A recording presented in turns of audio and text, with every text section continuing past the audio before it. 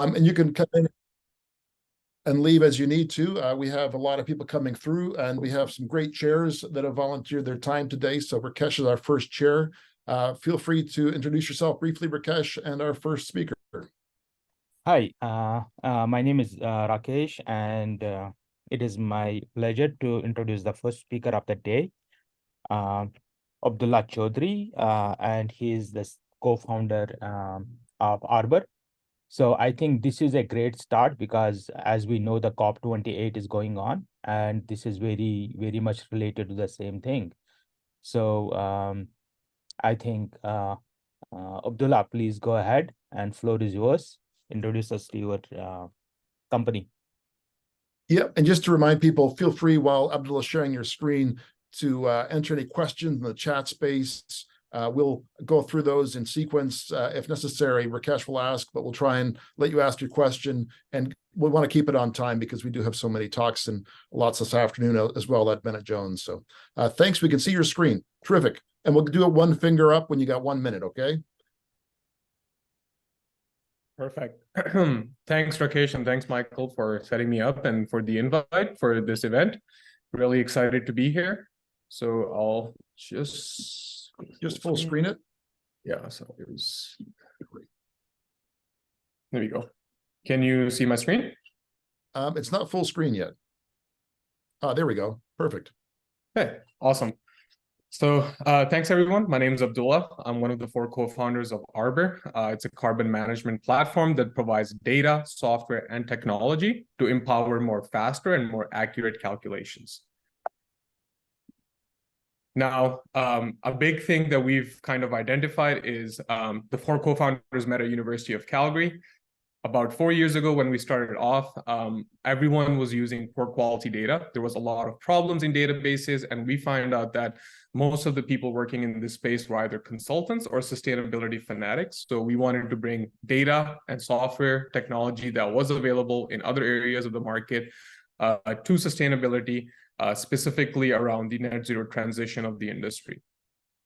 And I'm sure everyone has heard, COP28 is happening, but what's actually making companies move is in their jurisdictions. There's a lot of regulation that's coming up. So SEC, being a big one in the last couple of years, has really upped the game on a lot of reporting that's required for large companies. EU is leading a lot of supply chain initiatives like digital product passports. And then in Canada, the first industry to be regulated is going to be banking. So the OSFI B15 regulation is set to come next year, which essentially means that your scope 1, 2, and 3 needs to be publicly disclosed, especially if you're making any claims around net zero transition. And the problem is a pretty big one. There's a big lack of trustworthy data. So, when we first started off, a lot of people were just using global averages or just a number like what we call spend-based average calculations in the industry. And, I was the first one to tell people that there is better data available out there, that, what they've been hearing about is not true, because data modeling and data technologies has really increased. And then a big thing was that there was very low tech available in the market. So spreadsheets and emails and consultants, that was your solution. And there were some softwares available. They were very front end heavy. They weren't data heavy. So the idea would be you will manually calculate everything and then be able to do it. But then with manual calculations, a big problem was scalability. If you're a business who sells thousands of products, or if you have a business that has many brands, you can't get down to the granular level of your carbon quantification, because the way you're doing calculation is like end of year reporting. So it's separate business from your day-to-day. Arbor solution is geared towards 3 things. So accuracy is a big thing for us. We realized that carbon impact is regional, not global. So I'm from Pakistan, and I grew up there in a manufacturing town, and I kind of realized that everyone, the way they were doing calculation, it doesn't matter where they made their products, because they didn't take that into account. So that was essentially the starting point for Arbor. And a big thing for us was automation, that you can use so many pieces of data and bring them together to power a calculation and fill those missing gaps. and being compliant along these reporting standards that are being mandated across the region. We wanted to present outputs that was compliant to every standard that was needed for these disclosures. So Arbor solution is divided between three things. So carbon calculator, reporting, and carbon insights. Our calculation engine is our most proprietary piece of technology. It's a bottom-up calculation engine. I'll quickly show the demo right after I'm done with my presentation. And essentially what that allows you to do is be able to measure the footprint of any product or any asset regionally specific to its own value chain. And the data itself can be used for your disclosures, as well as a big thing that we take a lot of pride in is that you can look into at any level of your supply chain, all the way down to your raw materials, where they're coming from, and understand where the impact is coming from. Is it coming from an electricity or energy process in your supply chain? Is it embedded into the materials that you're procuring? So we've found a lot of business use cases using our insights, like procurement decisions and supplier decisions and site selection, because they all have an influence on your carbon at the end of the year. Now, the way Arbor's engine is geared, it allows to take as much data as possible. So what we call primary data is essentially ground truth data. This comes from ERP softwares, PLM softwares, things like bill of materials, inventory. All this data can be uploaded using our APIs or our integrations. So we have integrations built into Shopify. We're building one with SAP. And then you can also request integrations or make your own using our APIs. The secondary data that we power our calculation with takes into account local trade flows, local energy grids, local transportation routes, as well as region-specific material production, consumption, and stock in different regions. That allows us to update our numbers every month, as well as a big key differentiator for us is that we're the only carbon management platform that can power your calculations using S and P data, which essentially means that you will have less burden to collect data from your suppliers, because a lot of this data is already being collected by S&P, and it powers really high accuracy calculation in a number of industries. And going forward, the industries that are using us, Canada Goose is using our platform for prototyping of their features. Hopeful, a construction companies using for procurement of high CO2 intensive materials such as concrete. Schibsted is a big e-commerce conglomerate in the Nordics who wants to power secondary marketplaces using our calculations. And HP is using our technology to do digital product passports. Now, we have a number of these use cases in several other industries because our platform is very industry agnostic the way it's built.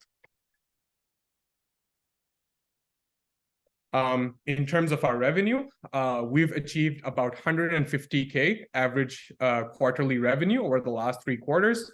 And right now, this number has actually been updated. So this month, we've booked another 100K, so it's close to 800K revenue generated so far. And essentially what we've found is that we really started getting pace when we stopped talking to chief marketing officers. So sustainability historically has been claims around your product, around your materials, but we realized that they were all geared towards marketing features. And what we've done now is essentially started selling to chief risk officers and chief compliance officers, the ones that are engaged to the day-to-day operations of the company, and they're embedding our technology across their decision-making in several parts of their supply chain. So right now, we have a lead investor, Teneragenics Labs, who's leading our seed round. It's an equity round where our valuation is at $16 million. We've raised $1 million so far, and we're looking to raise an additional $1 million. Some other investors that are also part of this round is DNX Ventures from Silicon Valley, and Schibsted Ventures, the company that is actually our client, as well as one of our main investors, because they see this technology being really, really useful to their business model going forward. And that kind of brings us to the end of the presentation. I can show a technology demo really quickly before I start answering any questions. So I'm just gonna stop sharing my screen and change it over. Michael, are you trying to say something? I think you're muted. Yeah, we're running out of time. You have 1 minute, no time for Q&A if you go ahead, but happy to look at this. Absolutely. So yeah, so this is our platform where you can create any product. This is a sandbox environment, products that I've created over the last 2 months. So one thing I really like to show is like, for example, a bicycle product. We have lots of bicycle companies like Scott Sports, Quality Bike products that are using this. You can create any number of sub products. So a bicycle has all these things that go into it. You can go down all the way down to a level of screw. That's the granularity we allow you to do. Once you've created these products in our system, you can dive deep into the analysis section where you can see the CO2 footprint of all the components that make the product. So bicycle frame, as you can see, is the biggest one. If I dive deep, I can find out that in there, the carbon fiber reinforced plastic is actually 40% of that impact. I can see the impact that comes from electricity, the heat, as well as other materials that go into it. So you can see how you can keep breaking these down and make wiser decisions along the supply chain. But yeah, that brings me to the end of my presentation. Okay, great. Maybe just take one question from the top of the chat and then answer the rest in the chat space if you could. Apologies, but I just want to keep on time. We've got a very busy day. Perfect. So there's a question about Vera. So carbon offsetting is a big thing. And yeah, so we measure everything cradle to gate. And that's why we haven't done any direct integrations with carbon offsetting, because the science is really weak in most of them. And how do you compete with SAP? So SAP can do bill of material data being part of your calculation. So that is why they have a software called SFM, Sustainability Footprint Manager, and they have requested to integrate our software into it. So we're actually in the process of working with EY to deliver it to them. And then I'll answer the rest of them in the chat. Okay, great. Thanks so much, Rakesh. You're muted. Amirreza, sorry, if you could just share your screen, that'd be fantastic. Yeah, and then, yeah. Okay, go ahead. Yeah, thanks, Abdullah. It was I think great presentation, which is much needed. And Amirreza, I think your talk is as important as Arbor's was. So as we say, water everywhere, not a single drop to drink. So we need a clean water everywhere. So I think you have the solution for that. Please go ahead. The floor is yours. All right, thank you very much. Good morning, everyone. My name is Amir. I'm one of the co-founders of Roshan Water. And both myself and my co-founder, we started from University of Alberta with the product that you will see. And collectively, over the past 20 years being in the industry, we realized that the water industry by itself and wastewater industry is full of inefficient processes. They are full of processes that are there to do a job, but they are not real database processes. And because of that, the whole industry is basically having about $200 billion waste every year. And just to put it in a perspective, $200 billion waste, it's just 1/3 of the revenue that the whole industry makes every year. So it's a huge amount of money. And one of these processes that is value to us and makes us very interesting to our customers is really how our customers test their water samples for bacteria on a daily basis. Today, what they use is standard lab tests. It has been around for hundreds of years. They send a sample to the lab, wait for a few days to get back their results because the test process is very slow. And based on that, they make decisions on their next step. Well, this process has been good for compliance reasons when they want to report to the government. But they are facing a lot of challenges using this process, because when they are in the operations and they want to do stuff, a lot of the stuff that we have heard from our customers is during water main breaks, which is increasingly very, very frequent. In North America, we have one water main break every 3 minutes. Natural disasters, flooding, 30% chance of increase in the past year by itself.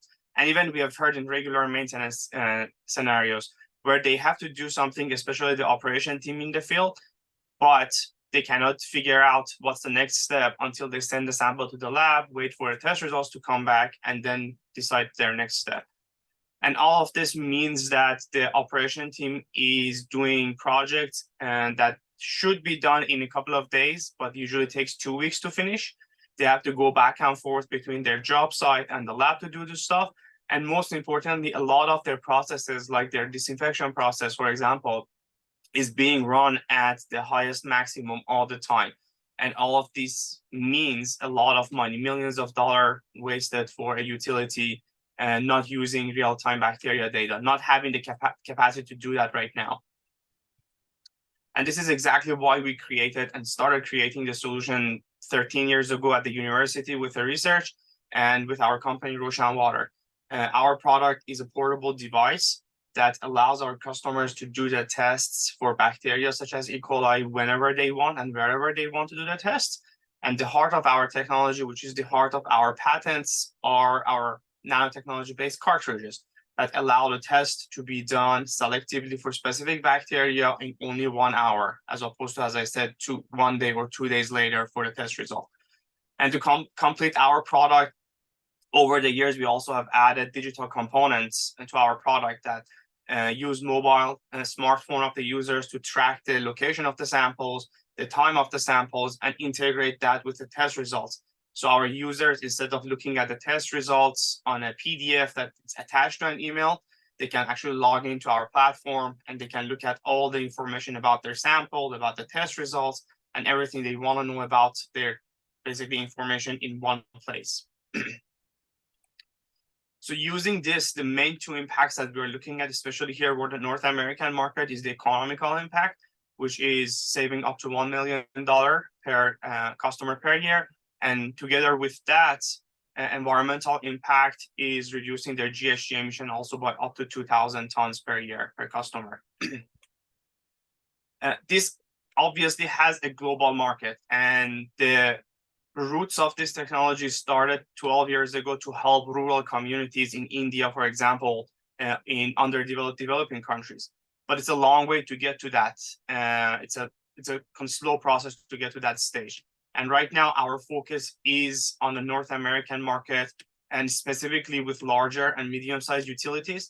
So out of 32,000 utility and wastewater treatment plants that we have in North America, we are focused on about combined 800 of them in North America that are the ones that have the capacity to improve their processes using newer products. And this is exactly why we have a customer right now in Victoria Utility, Capital Regional District, that basically I was in a conference in the summer in this year. He heard me doing the presentation. He came up and said, this is exactly what we have been looking for. This right now allows them, they have a product on site. This allows them really to schedule their work with more confidence, but more importantly, because they can do the tests internally and get the results really fast, they are actually being able to schedule their work ahead of time instead of passively waiting for the test results to come back and then decide what's next. And we basically used this sort of value and condensed it into our sales process over the past few months. And this is why we've been very successful in bringing on a lot of the utilities in Canada into the conversation. I have to update this graph.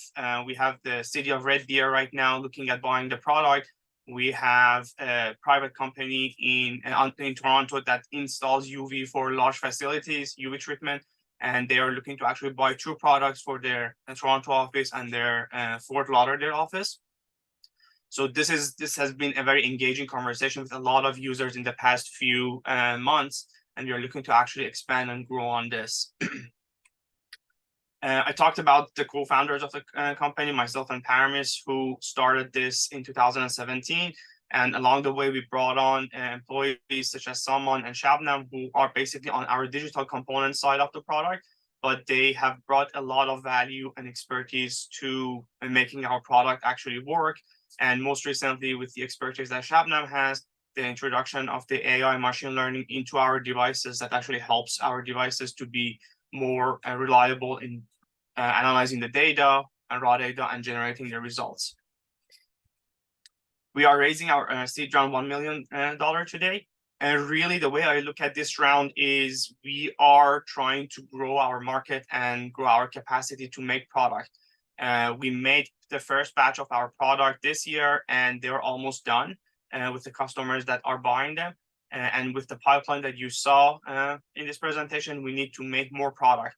And we also need to bring on people on staff on board that are dedicated to our assembly line, so we can actually have products ready to go for all the users when they ask for the product. And with that, please ask any questions that you have. Great talk, Amir. So floor is open. I think there are a couple of comments, one from Marc, and he's saying you should reach out to 2S Water to see if they can help provide insights in selling the real-time water analysis. Great point, Marc. I actually have kind of talked to Anthea over the past few years directly. We are in two different markets now. 2S Water wanted to have their product as online monitoring for bacteria as well. And they couldn't reach to the sensitivity levels that it's needed for the water industry. And usually the flow in online analyzers are not that sensitive. And that's why they changed their focus from the drinking water to mining. I understand that they're doing metals and mining, but they did for a long time try to sell into the market you're thinking about. And so they probably have some scars they could point at and explain to you how not to get them. Yes. Yeah, that is correct. Yeah.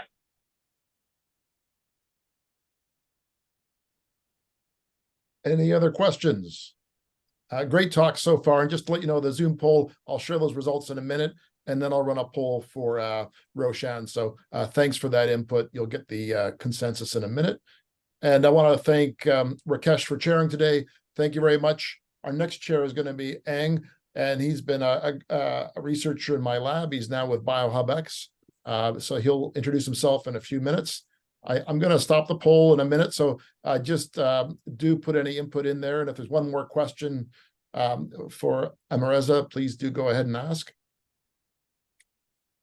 Or just keep answering questions in the chat space if you could after your pitch. The discussions can certainly continue there. Okay, I'm going to end the poll. If you're all done, just wrap up.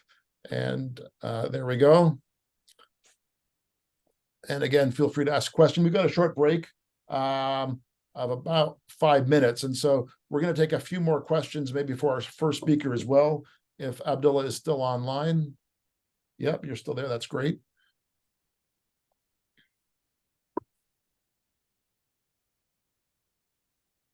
So this just gives some rapid feedback to the teams. And I'm just going to record this. Feel free to note it down, but I will share it as well. And if anyone else wants to, this is also a chance for open discussion. If anyone has any questions, oh, there we go. There's the results. Any other questions from our advisors or comments? Great to see more people coming on board. All right. And we have our next speaker lined up as well. So we have about 3 minutes. I'm going to stop sharing this, but it will be available. And then I'm going to just edit it and allow you to also rank.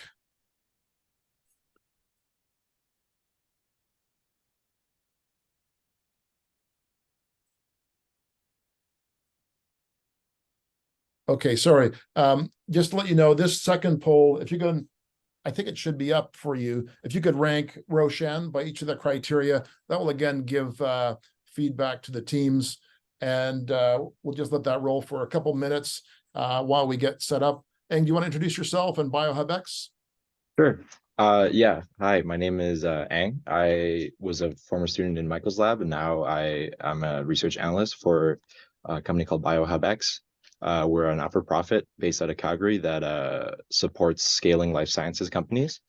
And if you have any, I want to say if you have any questions, feel free to private message me, or I'll be also in the in-person session, so you can come up to me there as well. Should I wait to introduce? Well, are there any questions about BioHubX? What kind of intake are you looking for example? I know you've just begun there recently, but you want to mention anything more about the kind of companies that come through? Yeah, so we essentially we provide resources, office space, financial resources, lab space as well for life sciences companies that are just right now. We have a lot of companies that are just in the midst of scaling their operations. Um, And they could be anywhere in Alberta, more or less, or? yeah, we have an international reach, but our main operations are headquartered in Calgary. Great, terrific. I'm going to share the results, so feel free to note that if you wish, and I'll share it again later. Maybe our first speaker in the next session can share their screen. Or maybe you can introduce them first, sorry. Yeah, yeah. All right, so our next speaker is Jason Hendrick. He is the president of OceanML, which is a machine learning platform that empowers businesses with useful, cost-effective, AI-driven automation solutions. So, Jason, feel free to start now or when the clock hits 9:15. You can start now.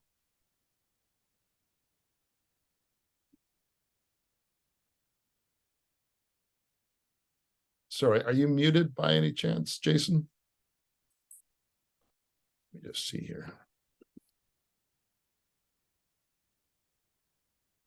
Jason, I can't hear you. Is that my problem, or can anyone else hear Jason? Can you hear me now? Yep, that's perfect. So go ahead and introduce yourself and let it roll. Okay, sounds good. My name is Jason Hendrick. I'm president and co-founder of OceanML. And today I'm going to talk about business proposal writing automation software. And this idea came to us when a few of us co-founders were working for AltaML, company out of Edmonton, and we thought we could do something really incredible in this space. I was a proposal writer there, and it's a tedious process, reaching out, getting RFPs, writing grants, writing proposals. So our mission at OceanML is to empower your business with useful, intelligent automation solutions. And we really feel that we can empower people to do the work of 5. So what's the problem? An RFP is a document that asks suppliers to submit business proposals to get products and services. But the problem is it takes on average 25 hours to complete one. The win rate is super low. And if you add that up, it adds up to about 600 hours and $115,000 per year. And that's just time spent not winning RFPs. And on top of that, professionals often say the proposal process is not ideal. So we've come up with a solution called Manta, and it allows you to respond to more RFPs, spend less time writing them, and win more business. So what does it do? It tracks and manages proposals. It has a smart document uploader, a secure data management platform, and it even suggests RFPs that would be applicable to you. Some of the key features: we have a first look analysis. When you upload that RFP document, it tells you, does this align with your business, your resource availability, risk assessment, client fit, etc. So through that intelligent summarizer, we're able to do that. We've built in some LaTeX document writing capabilities on the back end to help you write the sections. And that brings in some verified, transparent AI content. You don't get the hallucinations you're seeing with some of the modern tools like ChatGPT. So who are our competitors in this space? We're competing with a few different companies in different areas, but we feel we're different because we have the first look analysis. It's an easy to use UI. It's personal and private, low cost, and no hallucinations. How do we do that? We're building currently our own document foundation model, which is based on contextual semantic labels and knowledge graphs, something that you're not going to find in a large language model, kind of an open source tool, or OpenAI's model. So what's the opportunity? We feel that there's a lot of early adopters in this area, targeting professional services in all different areas. Quite large serviceable market.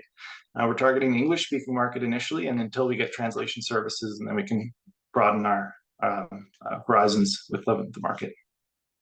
Some of our milestones: we first met last year in October. We incorporated in February. We built our first API prototype in May, and we started software development this July. And we're hoping to launch for beta testing at the end of this year. We've received some really positive feedback from companies and organizations like Technology Alberta,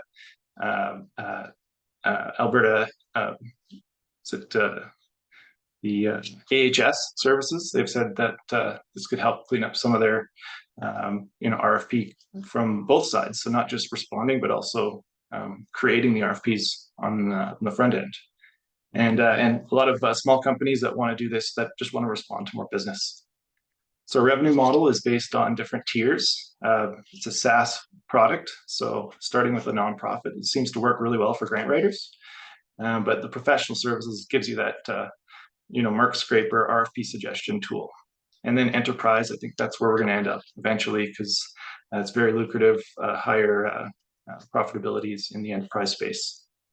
So our founding team, we've got a strong base of data science, business, software development, marketing and SaaS and sales. And so we've got a couple MBAs, PhD, MSc, data science. So, and a lot of background in different companies. Financial projection, we want 75% gross margin, just capturing 5% of the market. I want to break even in year 3. We've raised currently $85,000 for 0 equity. What are we asking for? To help us with our pre-seed round, $250,000. We're looking for beta testers if you have the grant or proposal, experience, and we could ask you about some of your pain points. That would be really helpful for us and to build out features. And then eventually into next year, we're going to raise $3 million for a 2-year runway for our seed round. So that's all. Thanks for your time today. Great. Oh, sorry, Michael, go ahead. No, go ahead. I'm just going to run the poll again, but I just want to let you know that I can't get rid of the word Arbor, which is apologies for that. But this is a poll that I'm running now for OceanML. Feel free to rank them by the various criteria. Go ahead, Ang. Yeah. Thank you, Jason. That was a great presentation. I think AI is something that could be a huge time saver in the future, and this looks like something that could really help a lot of people in that way. If anyone has any questions right now, then please feel free to ask. I have a question as well, Jason.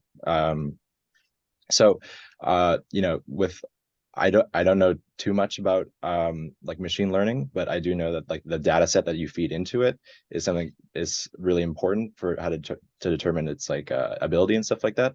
So I was just curious, how did you procure that? Why did you choose the data sets that you did? And how does that reflect in the ability of the AI? We started developing it with just basic data table. So customer profile, an RFP profile, and then cross-correlating that with the different prompts and questions. Cell 1, row 6, read that, that's the company profile, answer that question. Eventually, we figured that that's not really a defensible IP in terms of the back end. And so what we've moved towards is this, this knowledge graph based approach of data management. And so we looked back at the foundation models and we said, there's a bunch of large language models out there that we could just, ping off of, send token, use your tokens up and, question responses, but that's not really defensible. And so what we wanted to do is build our own foundation model. And so there's only a handful of companies in the world that are focusing on these kind of like business document foundation models. And that's what we're working on. And so we just brought in a PhD in computer science to help us build that out. And so, the technology and the way it's used is really, we've been able to prove that up. It's now building it properly in a more IP defensible environment. And so that's how we're doing it. Great, thank you. I've got a question, unless anybody else wants to ask a question. Just wondering if you can also streamline the submission of companies and public sector for proposals so that you can streamline both ends of the logjam, basically. Absolutely. And so I talked to Gail Powley from Technology Alberta. She is really excited about this because a lot of times, they're building these and even with like company or organizations like AHS, they have like kind of internal government jargon that they put in, and they want to make that a little bit more user-friendly, readable.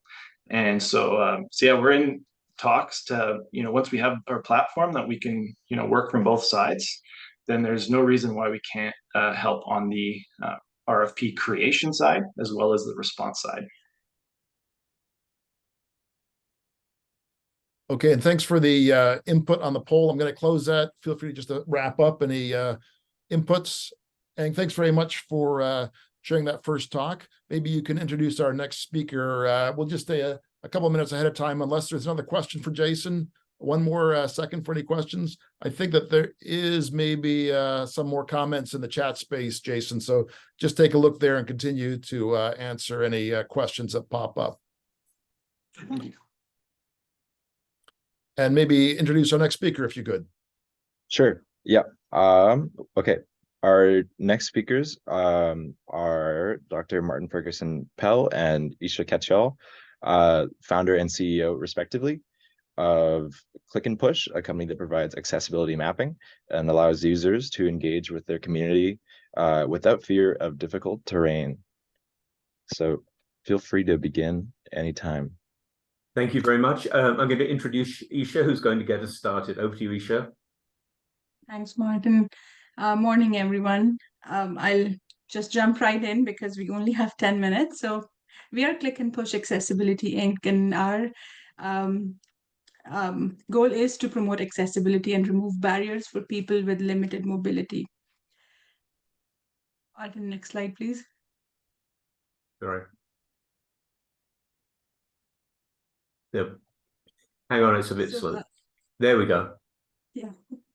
So our team first. So we are a group of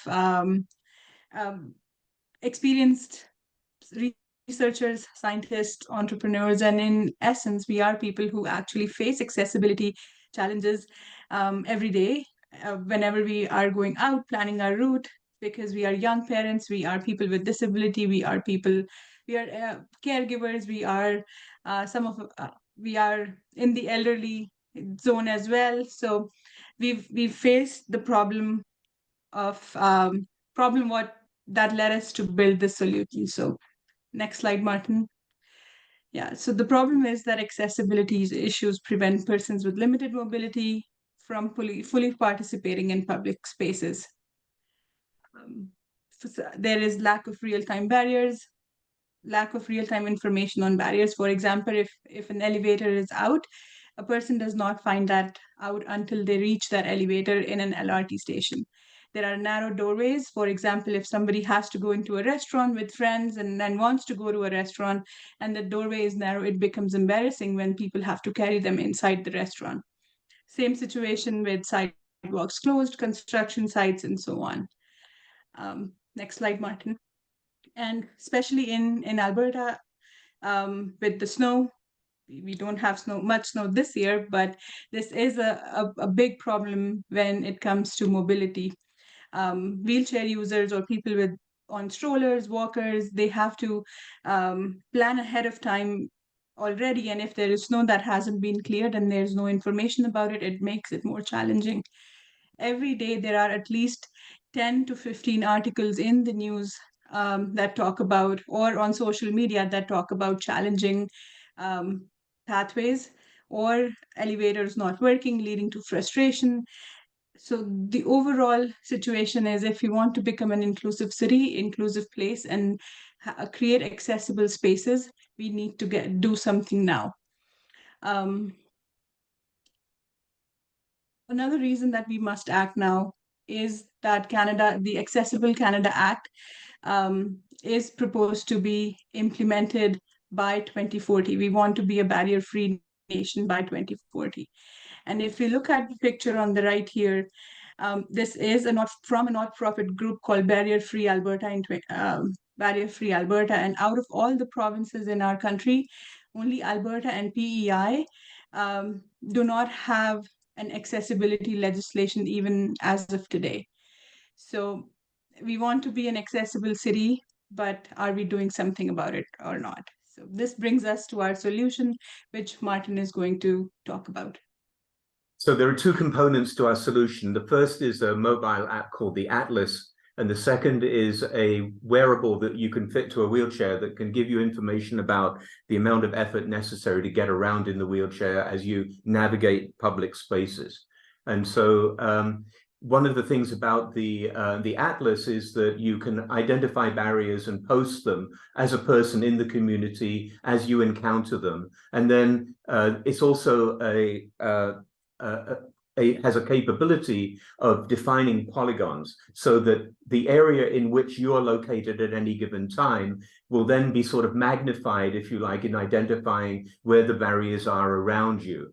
One of the things about the Atlas is that it's also a two-way notification system, which means that we can post to a collaborating organization a barrier that they may be responsible for, whether that's a construction company, the city, a transport organization, or a public space, for example.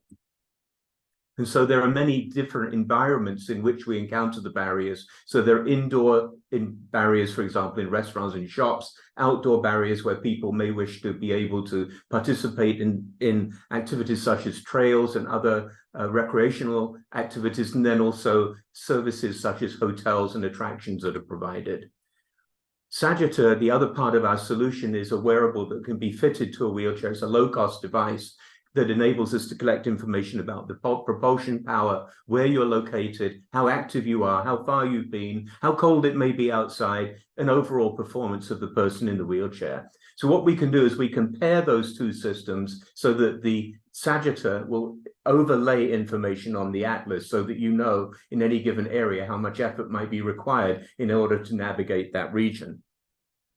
This is a significant problem. We sometimes marginalize people with disabilities and consider them to be kind of a minority, doesn't affect that many people. From a business standpoint, not much of an opportunity. But actually, that's not true when you look at the figures we posted here. And if you look at it from the standpoint of a social responsibility and a business opportunity coupled together, then one of the things that we've highlighted is that in Edmonton, for example, there are 250 typically active projects that construction companies are engaged with at any given time. That's one project per 4,000 people, and most of those projects create barriers. What we're suggesting is that the responsibility and the cost for addressing access to these barriers should not be borne by the person with a disability, but should be borne by the people that are creating the barriers in the first place. And so that's where the opportunity lies. For a relatively low cost, a contractor can contract with Click&Push in order to communicate with people who are marginal users of the community and help them to navigate the barriers that they've created. This represents quite a significant market when you start to break it down. We don't have a lot of time, but I think you can see if you said one contract is worth $5,000 in order to provide that notification system for any given construction project, you can see that the market is substantial. Also, if we look at the amount of revenue that could be generated from individual users of the app, where there may be different versions of the app with different subscriptions, there are also user revenues associated with the Atlas as well. When we look at the competition, we can see that there are several other organizations that are involved in creating mobile apps that inform people about accessibility in the environment. But our solutions address many more of the features that are important for users than the competition does. And so I'm going to pass this back to Isha. We've got about 4 minutes, I think, 3 minutes, Isha. So in terms of our customers, we, as Martin showed the two slides, we are looking at both sides of the equation.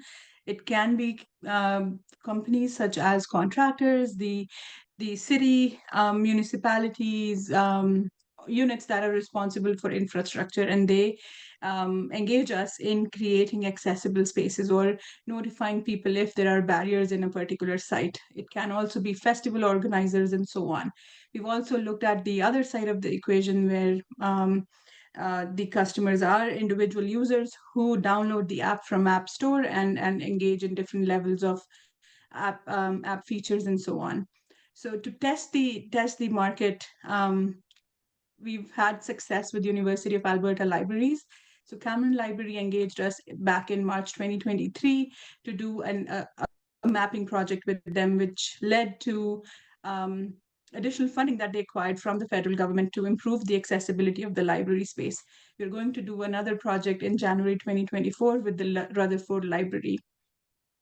Next slide, Martin. Yeah. And then for our plan for next 6 months is to incorporate the user feedback from our library project, address any technical issues and refine the user interface and experience.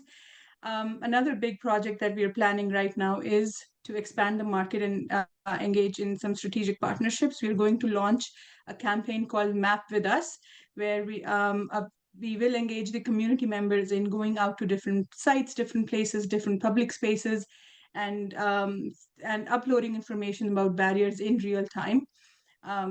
And as we go along, we will develop user training programs and organize community events where we can educate and engage users about accessibility challenges, and using Atlas.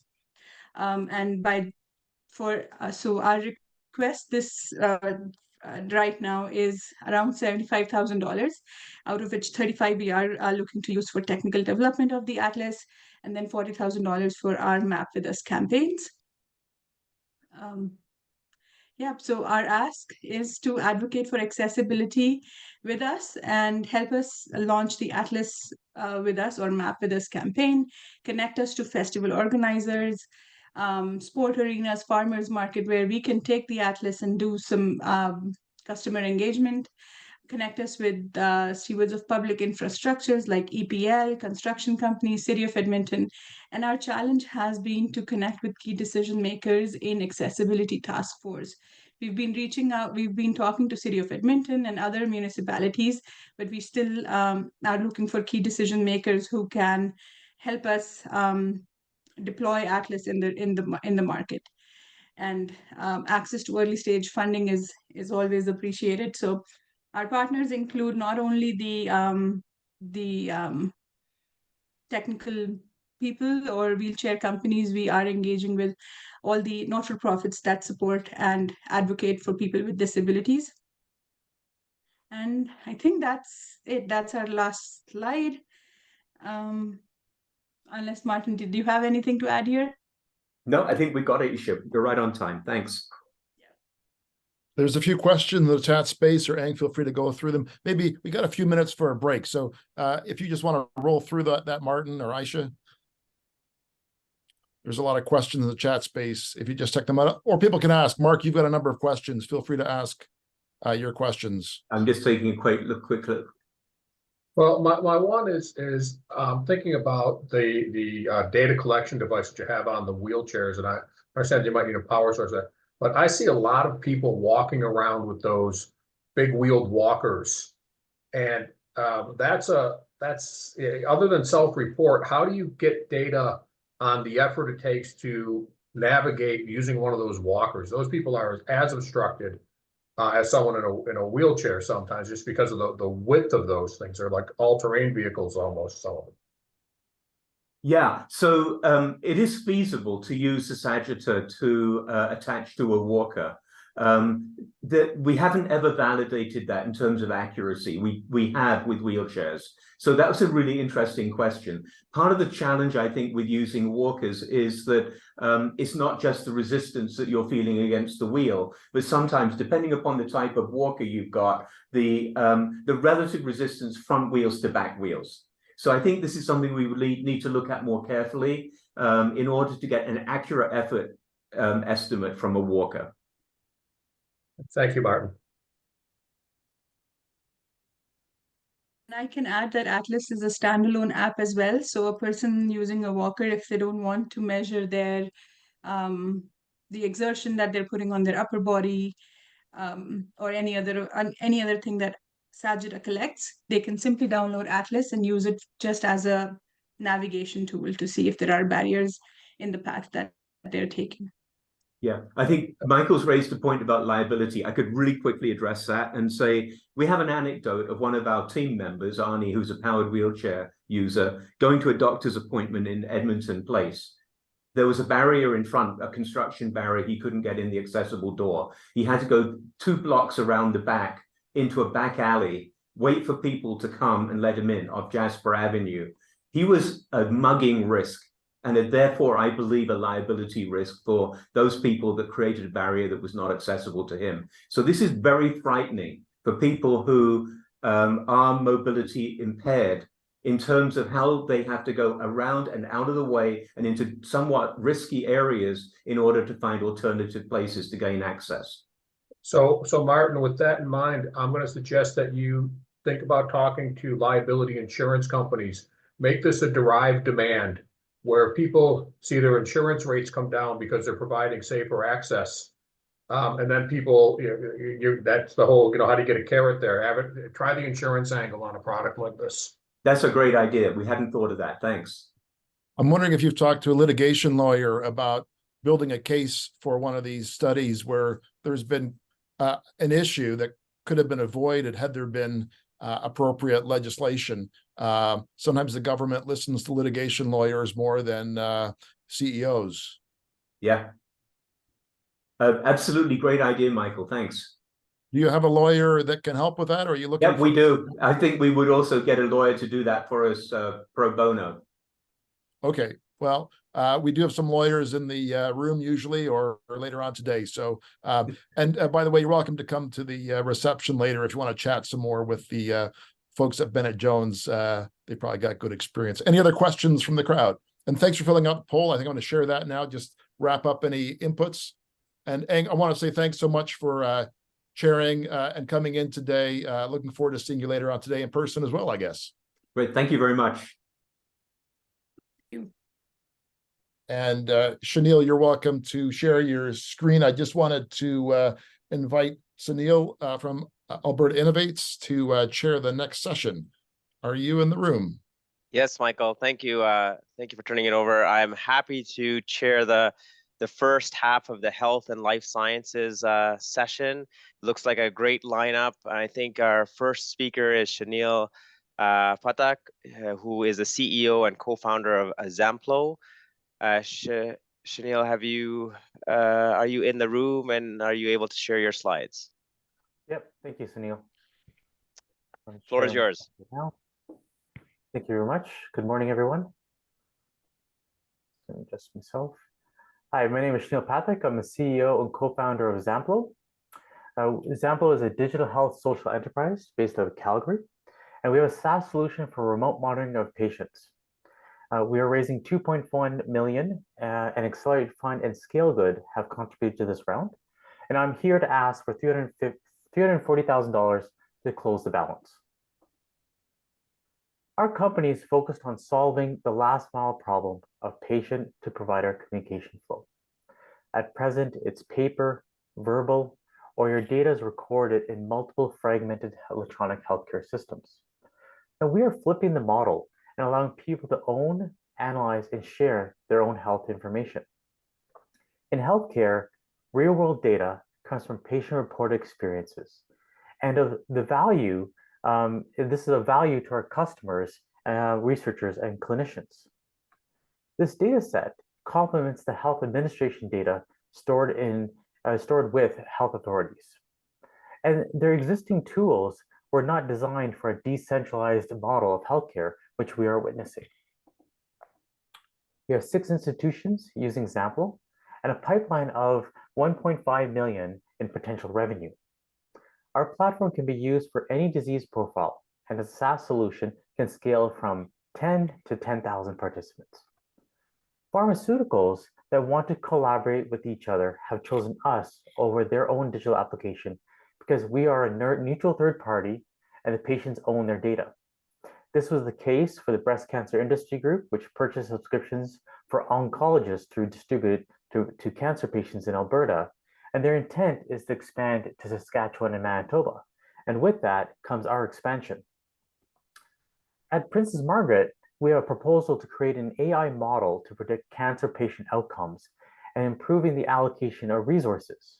This model is based on the combination of social determinants of health data and the cancer diagnosis. And we will own the IP, and the customers require Zamplo to interface with the patients.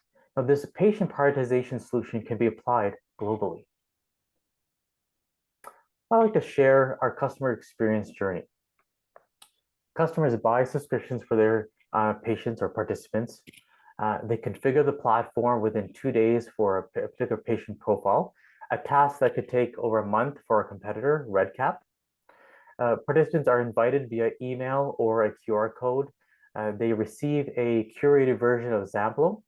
They start recording their health experience, and with consent, they provide that data to the researchers or the medical center.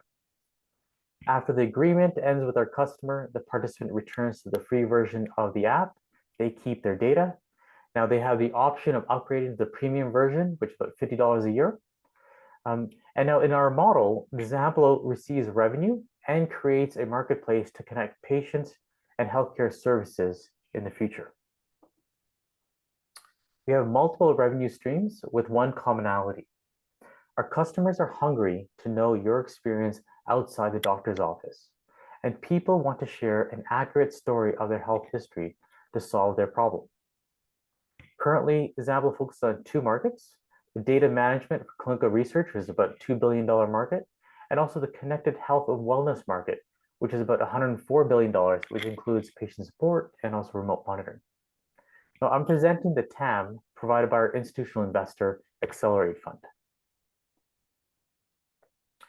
The incumbent competitor is RedCap, an on-premise software designed in the 1990s. RedCap focuses on data collection for institutions, but it cannot integrate other data sources outside the healthcare system, such as wearables or air quality index for climate research, which we are planning for University of Alberta researchers. The fundamental difference between us and the incumbent is that RedCap creates a silo of data, preventing a complete picture of a patient's journey. Our competitors are not personalized care journals, which is why we yield data that is difficult for them to capture. In a recent publication in Toronto, our platform had a retention and a response rate of 87%. And that beat the average from RedCap, which is around 30%. Better data means better research, means better clinical care. Now, trust capital is important in our industry, and we treat patients as our customers, not our product. They keep and control their data and improve their dialogue with the healthcare system. I'll present 4 unique selling points. One is validation. The Institute of Health Economics in Edmonton concluded that the payers can save $50,000 per year using Zamplo for rare disease patients, and patients themselves could save $2,000 while improving their quality of life. This setting was for Fabry patients, which on average the government pays about $250,000 a year for their medication. So the return on investment is evident in that case, and it could be applied to other disease profiles. We have also adaptability. The platform can be configured for multiple health challenges, allowing customers to personalize the service to their cohort. Now, a core mission of Zamplo is for people to own their health data and provide consent to release this data. Now, this solves a privacy issue that most centralized healthcare systems are challenged with. And as a SaaS, customers pay for what they use, and we reduce the setup effort from weeks to days compared to the incumbent. And this provides additional return on investment of using Zamplo. Our team has lived experience, technical knowledge, and business acumen. I come from a management consulting space, working at Accenture and also deploying SaaS solutions. The Zamplo started from my own lived experience as a caregiver. My late spouse had cancer, and we navigated the system and improved her quality of life using data. That was the genesis for the platform. Corey Capser was the previous chief architect at Solium. And I always say, if you're okay with banking online, you should be okay using Zamplo. Mike Urquhart is serial entrepreneur. His last exit was past Portal to Solium Capital. Julie is a top 40 under 40 for clinical research. Carrie Beefus has 20 years experience in sales. So we have a very strong and experienced team. And our grand vision is to create a data platform where individuals can collect, collate, and share their health information to whomever they need, to anyone in the world. We want to be the digital backbone of the future of health. And many thought leaders have echoed the vision of a decentralized health system. We are revenue positive. Our growth will primarily be research and patient support customers, with organic B2C growth occurring later as we reach critical mass. I'm asking for $340,000 as a safe agreement to close this investment round. Due diligence has already been conducted by Accelerated Fund, and the proceeds will be to expand the sales funnel and also bring development onshore to respond faster to our customer needs. Thank you. Thank you, Shaneel. We have time for questions. Is there any questions in the chat? I think I was about to put this in the chat, but I'm just going to ask Shaneel. Sure. What does the correlation between being an early tech adopter, because you're going to need to be somewhat tech savvy to navigate this, and actually being someone who is a large consumer of healthcare from universities or the sorts of places that you're talking about? I mean, I have a 94-year-old mother who would probably love to have the advantages of this, but can't operate a cell phone. Yes, that's fair. And so for in particular, we actually have it such that you have caregiver access. So as an adult child, you could actually log in and record the information, or another family member could do that. Second, we've also have it such that, especially when it comes to surveys and entering information, in Toronto, Princess Margaret, the study coordinator enters the information on behalf of the participant. So there's different modes of doing it. We often get this question, you know, a person who cannot enter information because they're not tech savvy. We found that if you give a purpose and they see a purpose to enter the information and they see value, they'll learn how to use the platform. And that is why we have an 87% completion rate in that setting in Toronto. So there's the other analogy I would give is banking. It's 25% of people bank in brick and mortars, but that doesn't exclude the banks to doing online and online access and electronic access for the remainder of the population. We won't hit everybody, but our results and our engagement from in the Institute of Health Economics shows that there is value to the majority of the people using a digital health platform like Zamplo or their caregivers. All right, so thank you, Shaneel. I think we've to stop here for questions, and we'll bring up our next presenter, Claire Dixon, who is the co-founder and CEO of Neuraura. Claire, can you please load up your slides? Thanks, Shaneel. Thank you, Shaneel. Thank you. And just to say, please do answer the questions in the chat, Shaneel, lots more coming in there. Feel free to ask more questions. And thanks, Shaneel, again for sharing. Claire, the floor is yours. Awesome, thank you. I'm Claire Dixon, CEO and co-founder of Neuraura. Why do I work in women's health?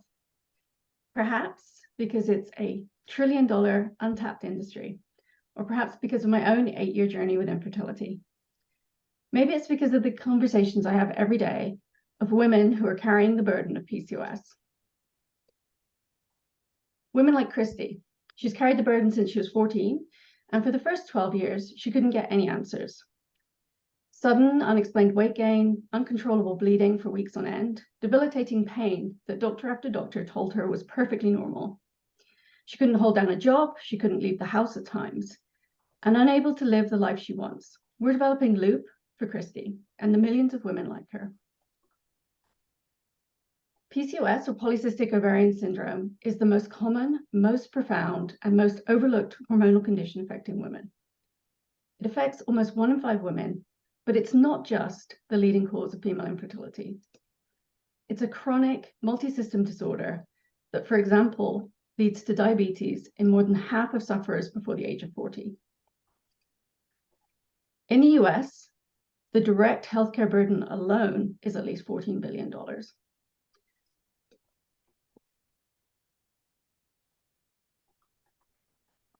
The standard of care today are hormonal contraceptives. These confound and delay diagnosis, they disrupt fertility even further, and they come with additional risks, saving up trouble for later.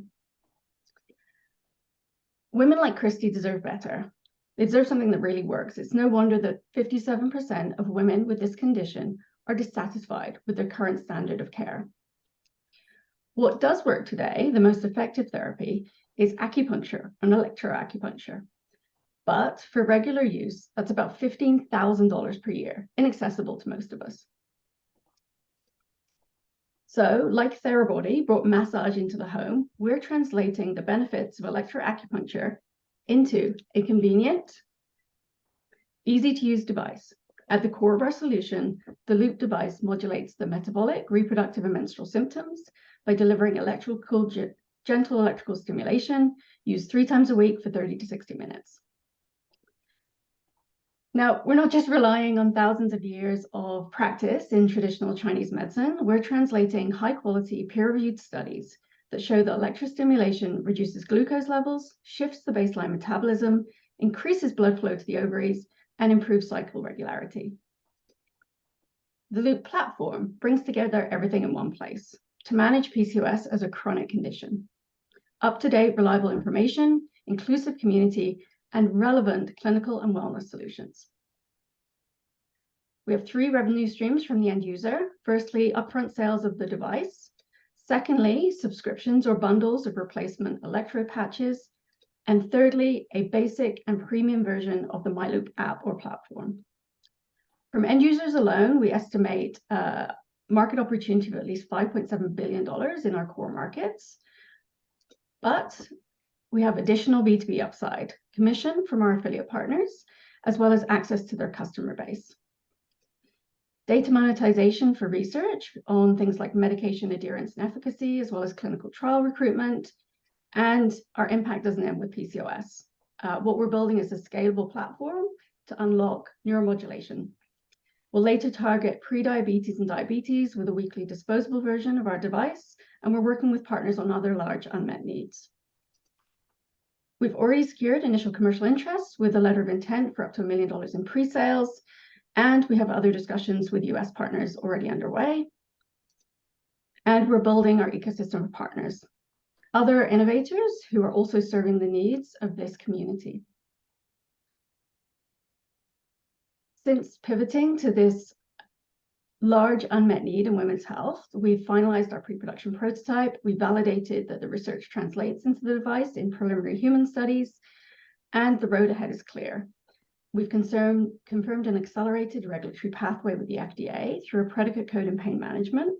We're planning a pre-launch in Hong Kong market to gather population-based data to supplement our clinical studies, and we'll launch our digital MVP before the end of this year.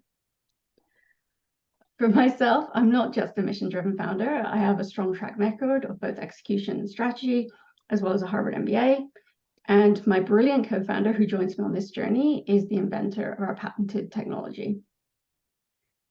We're supported by world-class advisors like Lisa, who's the global thought leader in electrostimulation for PCOS, Helen, who led the CGM team at Abbott for more than 2 decades, and Christy, one of the founders of the Stanford Wearables Lab. Our goal, we're seeking to raise a seed raise. We have some commitments, but we have no clear lead as yet for that raise. We're seeking channel partners who can get our product to market, and also scientific and clinical advisors, including PIs for our clinical studies. Thank you.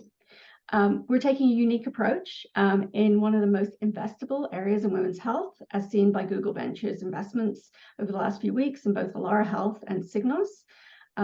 We're transforming the standard of care for chronic underserved conditions, starting with PCOS. Please join us.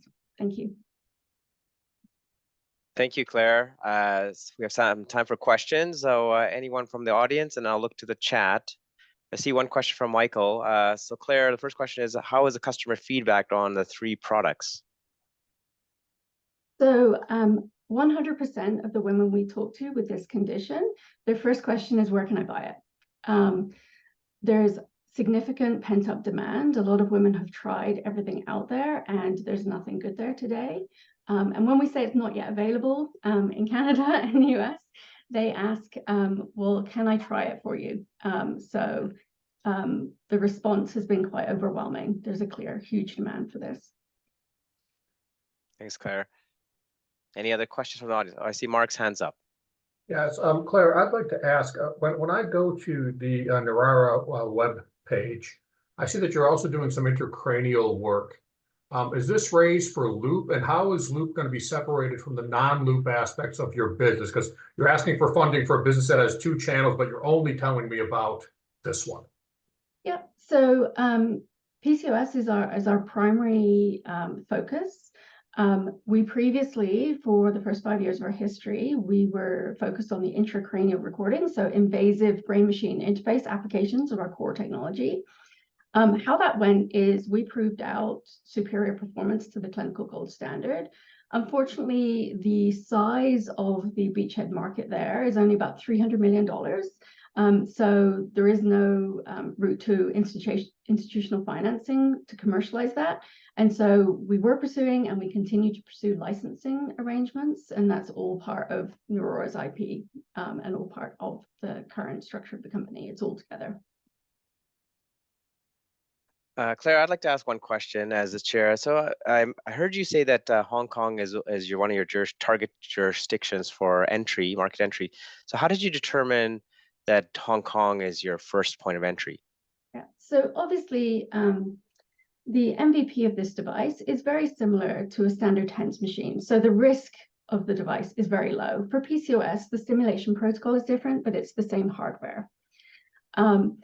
Hong Kong has a very flexible regulatory environment, so it gives us the opportunity to actually incorporate kind of our agile approach to hardware development. So we can launch a device, we can do short production runs, we can get user data, we can iterate, and we can gather population-based data on some of those metabolic and other endpoints of the treatment modality.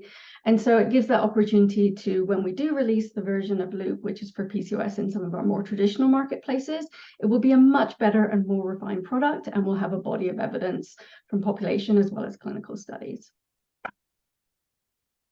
Thanks, Claire. We have time for one short question. Well, just wondering what you're going to use the funding for. There's lots I'm sure that you want to do, but what's the key thing that you need the money for? So there's 2 key fronts here. So, you know, there is also the opportunity to tranche our raise if we pursue one or the other first. So one of the major aspects is obviously getting the product into market. So translating the pre-production prototype into the manufactured version, which obviously as a hardware product requires molds, etc., which require some investment, as well as the marketing around that. Secondly, we'd like to obviously kick off those clinical studies as soon as possible. We're obviously pursuing grants and other opportunities, but we'd like to get going and at least do the pilot study as soon as possible. What's the feedback in Canada and Alberta about manufacturing and trials? So we've qualified a few potential manufacturers. So I don't want to name any names, but there's one, for example, that does do that final mile in terms of design. They have short run production in Canada, and then they actually own scale manufacturing in China. I mean, that would really be the ideal for us, because obviously eventually we would need to get the unit costs down with offshore manufacturing. So that's the type of partner we're looking at for those next steps. Thanks, Claire. I think we're coming up to a short break right now before our next set of speakers. Claire, there are a few questions in the chat box. So I just want to so far thank Michael for organizing this great day for all of these pitches today. And I'd also like to thank all the speakers thus far and the speakers to come. And of course, the audience. This is really important. We love the audience engagement and the feedback that comes. So we really appreciate the audience. Again, I'm Shaneel. I'm chairing the first session for the health and life sciences. I'm the director of research. We have a few minutes before Amol Karnick comes up, and he's the president and CEO of KA Imaging. So maybe what we could do is we have a couple minutes while we can just quickly load up Amol's presentation, and maybe we can just get going. Just thought I'd ask a question. What's happening at Alberta Innovates? Any changes, any new events, new funding streams, or accelerating? Yeah, there's always things exciting at Alberta Innovates. So right now we are in the process of making decisions for. So one of the programs that I run is the Accelerating Innovations into Care Concepts program, and that program is designed for early staged researchers and innovators, so companies. and that are trying to commercialize their products, and they're taking their bright ideas out of the clinic, out of the lab. We've now made our decisions on those particular great ideas that have come forward, and so we have about 10 projects that we'll be announcing that are approved for funding. So that's over about 6 million over the next 3 years. So that's coming out. We'll have those results. And then we have a new program that we launched on the health implementation side, which is Digital for Health. So just check that out. That's run by my colleague, Dr. Antonio Bruni. So if you would have any questions about that, we can certainly reach out to us. But there's lots happening at Alberta Innovate. So there'll be some results coming out from our recent competitions. Great, and feel free to send me any information. I'll send it out on our lists and website. Anything else to share? We got a few more minutes before our next speaker kicks off. We can also begin a bit early. Amol, if you're ready to go, you're welcome to share your slides. Looks good, just maybe a full screen. If it's okay with people, maybe we'll just keep rolling and just start a minute or two early if that's okay. So just, we can't hear you yet, but just introduce yourself if you wish. Great. Can you guys hear me now? Perfect. Fantastic. Great. Hi, guys. So you want me to start or just give everyone a couple of minutes still? Let's see. Your time is at 10:05. Maybe if some folks just grabbed a drink of water. So maybe we just give 2 minutes and we can start. No problem. Okay. And I welcome. Oh, go ahead. Oh, sorry, Michael. What I was doing in the chat, I was dropping a few links to a few of the programs that we run at Alberta Innovates, just for folks to draw some awareness to it. And if anyone piques your interest, certainly reach out to us. I always say that no door is the wrong door. We'll certainly pass you to someone who's most appropriate for that particular program area to help guide you. So I'll drop a few links in there. If anything piques your interest, please reach out to us. Great. I just want to welcome Patty as well. She's been a great member of DiscoveryLab. Is there anything at Alberta Health that you'd like to share today, Patty, or other members of your team? Yeah, hi. Thanks so much. It's great to be here, Michael, as always, and see these innovators and presenting great work. Our innovation is still moving forward. We are looking at new opportunities between Alberta Innovates funding that we have access to for Alberta-based companies. Also, we've brought in net new funding outside through CanHealth and Obio. So last year, just under 1.8 million of net new funding we brought into AHS to support innovation trials. Would be more step 3 of our pipeline for implementing these trials, about over a year that they work. So we're running those through. They have to be addressing one of our most pressing problems in our organization. So usually we're focusing, as people would understand, emergency departments, EMS, surgery, and patient flow are usually our top 4 at the moment. So that was just a quick update, Michael. Thanks. Great, Patty. Look forward to working with you in the coming year on possible events as well. And maybe we should kick off with the next talk then, if you're ready, Amol. I am. You guys can hear me? All good? Yes. Floor is yours. Fantastic. Thanks, everybody. Appreciate your time today. My name is Amol Karnick, President and CEO, one of the co-founders of KA Imaging. What we've done is create what we call spectral X-ray, and I'll get you into more details. But what really we've done is improve healthcare and early detection for diseases. Our vision is to do innovative X-ray everywhere. And the reason is X-ray has been around a long time. One of the first medical imaging modalities, but the fundamentals never really changed. So we're taking X-ray to the next level, but we've also making sure everyone understands X-ray is used everywhere in the world and in different verticals, healthcare and non-healthcare. But what we've delivered is a product that really outperforms competitors by providing better data or images, resulting in improved outcomes. So we're really focusing on outcomes and how we improve outcomes at the hospital level, at the patient, for the patients. As a quick, brief snapshot of KA, we were founded in 2015. We raised about $18 million to date. We have about early revenue in aggregate, about $3 million of revenue. We have some initial installs here in Toronto at University Health Network, in Chicago in the US. Actually, we did the trial in Royal Alexandria as well recently. We are US FDA 510K cleared. We're European MDR, CE, MDR cleared. Health Canada approved, Australia approved, plus about 8 other jurisdictions globally. We're heavy on the patent side. We've got about 80 global patents. We do have a contract manufacturer in Taiwan, who's Foxconn, who are actually one of our original investors as well. And we're about 50 people in the company now. Without going into too much detail, really built a strong team in terms of execution and capabilities. I'm ex-GE, my VP of sales from Carestream, another big X-ray company. Kareem, who's my co-founder, is a professor at Waterloo, but also did his MBA at Rothmans. So I really tried to create a team here that's strong, has executional capabilities, and really understands the market so we can take what we've developed and now start moving towards the sales side. So why are we doing this? As I said, X-ray has been around about 100 years. Fundamentals really haven't changed.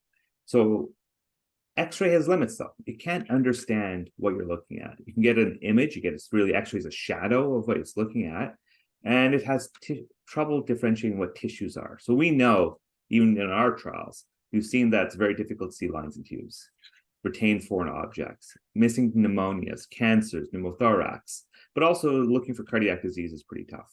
So if you take this, say, typical chest X-ray and said, is there any disease? 99% of the radiologists that we've talked to have all said this is normal. Turns out there's a sort of a nodule or a lesion there, right underneath the clavicle bone. So what we've done is with spectral X-ray or spectral DR, we identify materials and do separations. And we do this by creating a multi-layer X-ray detector. So we have 3 detectors and 3 layers, active layers, that in a way work like your eye, that you have 3 colors in your eye that you can see. We do the same thing for X-ray. So incoming X-ray is now put into 3 different energy bins. By putting into 3 different energy bins, this allows us to separate and identify materials. And for the humans, of course, when you look in the chest wall, the rib cage does a great job of protecting our lungs, but it hinders the visualization.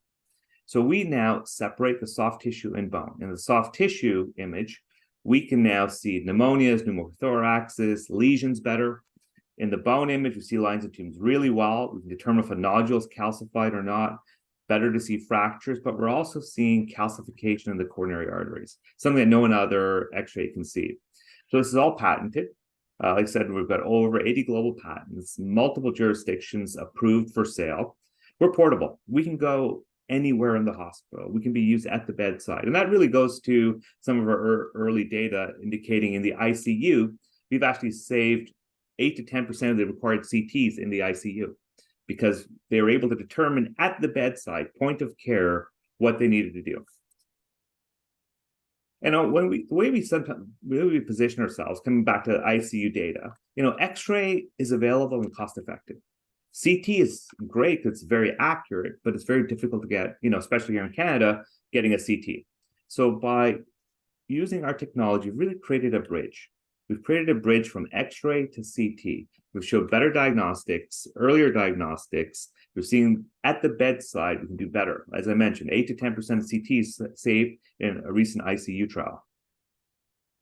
And our ramp up, we're starting to ramp up. We've got doctors in the US and Canada giving some great quotes. This was a radiologist who in the emergency department was able to see that a potential lesion, he thought, turned out to be a bone spur off the spine. So the patient didn't require CT. So he was happy that he saved his patient the cost, the radiation, and time required for that CT. So our sales are starting to ramp up alongside. We're also our capabilities in acquiring new images. We've imaged over actually now 12,000 patients at this point. So we're going after a large market. Globally, there's 560,000 X-ray systems installed. We're growing at about 5% a year. COVID did actually put a spike in that for a while, but it's still growing. And so we have, going after about a $50 billion market. And just to highlight, in terms of the jurisdictions that we already have approved in, we're serving about $30 billion market already. And so we're really well positioned to really start moving forward in terms of sales. And our sales model is really moving into, we have the traditional capital purchases. We know hospitals they've traditionally bought X-ray or medical equipment in the capital purchases, but we've also introduced a subscription model. We know upfront budgets after COVID have been a challenge. So we've really made it more affordable by putting it on, giving the hardware out and putting it on a subscription model, allowing customers to not have to worry about the capital purchases, but moving to operating budgets as well. So really trying to make sure we have the capability to move more forward. Now, in terms of competition, I won't get too detailed in here, but Reveal is based and Spectral DR is based on a technology called dual energy X-ray. In the past, they took 2 radiation exposures and I can ask you as a person to hold your breath, but you can't stop your heart. So the beating heart created a motion artifact. It doubled the radiation. They couldn't do all the required views. So it really hindered the adoption of dual energy. We've solved all those problems. But Fuji, GE, Carestream had some of these dual energy. And then, of course, X-ray, as I said, has been around over 100 years. So there's plenty of basic X-ray systems on the market, but we surpass all of those. In terms of go-to-market, really setting up distribution globally. We've got distributors in Pakistan, Indonesia, Malaysia, Australia, Europe now. Our investor Foxconn is actually being our distributor in Taiwan. We've got multiple US distributors now set up as well. And for those who are familiar with the GPOs in the US, we're on contract with Premier. Multiple OEMs have already engaged as well. We just came back from one of the biggest medical imaging conferences called RSNA last week, and multiple are actually ready to move forward with us, which is great. So we're really getting engagement both in the hospital level, but also on the large OEMs who integrate our technology into their systems, and we can use their distribution capabilities to go to market as well. So we're, our year this year, we should, trying to do well. Next year, really positioned ourselves to grow and grow well. We've got a great base at this point. We've got a strong pipeline that we're working with, and really position ourselves to grow in the next 2 years. And so we are looking to raise 25 million to grow a business at this point where we nearly invest into our sales and service infrastructures, making sure that we invest in the service. AI, of course, we know we've got more data, we've got better data than anyone else. So AI is going to be a big part of as well. As I mentioned, moving to a subscription model, AI wants to be part of that. However, our first step is really focusing on our capabilities of creating a strong sales and service infrastructure. So in summary, we're cleared. We've got a great market to go after. We've got early traction. We've built a strong team, and we see this as a great acquisition target in the next couple of years. Thanks, and questions? Thanks, Amol. There are a couple of questions in the chat. I don't see any raised hands, but I'll read out one question because I think we have time for one. Yeah. So this is from a colleague from Brastom. This is Sean DeWitt. He's asking, are you finding different interest or need for varying your value propositions in single-payer health systems versus HMOs or for-profit? So the value proposition really comes down to, sorry, just reading the question here on the side, just to make sure I understand. You're trying, if you look at, single-payer systems like government-paid systems versus private systems, would that be a good way of thinking about it as well? Yeah. So for example, in your testimonial, when a physician says, well, it's kind of nice, like I get to save money on not having to, run a CT or what have you.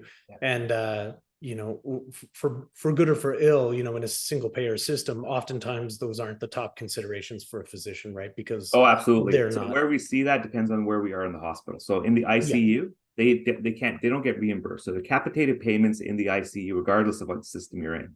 Here in Canada, US, private, public, whatever it is, you're getting capitated payment on a daily basis. So to move a patient, it's a very expensive thing. It's a very risky thing because comorbidities and adverse events increase for every movement in a patient. So that cost is irrelevant at that point. So when it comes to the value proposition in the ICU, it's irrelevant. When it comes to the emergency department, it's very similar because they've got the 30-day reimbursements, pay per performance rather than pay for, procedure. And that's becoming more popular. So then again, we become very important because if you can identify and not miss a pneumonia, for example, which 30% of pneumonias in the ICU, EDs are missed. And so we can improve that. But then in the cardiac procedures, we can see more calcification of coronary arteries. For the private payers, we're actually creating more opportunities for billable CTs. So depending who we speak to, we can sort of tweak the message to make sure they can generate more revenue or save more money. That was the question. Thank you. Yeah. Well, Thank you, Amol. There's a few more questions in the chat, but we'll have to move on to the next answer some of speaker. those. Yeah, thank you, Amol. So our next speaker is Narendran. He is the founder and CEO of Teresagenics Pharma. Can you please queue up your slides? Yes, thank you. Just need to ask Amol. Oh, perfect. Thanks. We can see you now, Arun. We can't see the slides. Oh, yeah. Here we go. Perfect. All right, Aru, the floor is yours. Just full screen it. We can see the slide view. Yes. To the bottom right, maybe.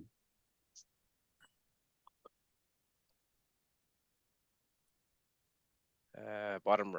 Yeah, sure. Right. Yeah, that should work. Oh, bottom right. Either way. Yeah.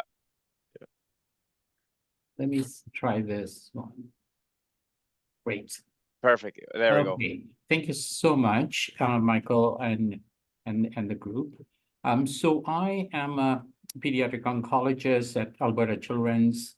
I take care of kids with cancer, especially the area I look after is the children who have not responded to any treatment right now. Unlike other adult oncologists, we do a much better job, I think. We cure about 95% of our patients. But it still leaves about 15% of our children essentially being told to go home and die. So those kids are my customers. That's who I work for.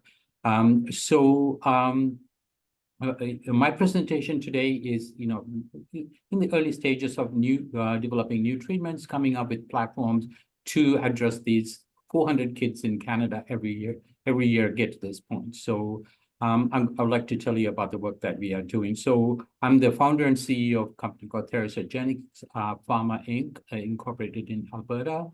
And we focus on establishing platform technology to develop new treatment for these children. For my regular job, I'm a clinician scientist, so I share 50-50 or 60-40.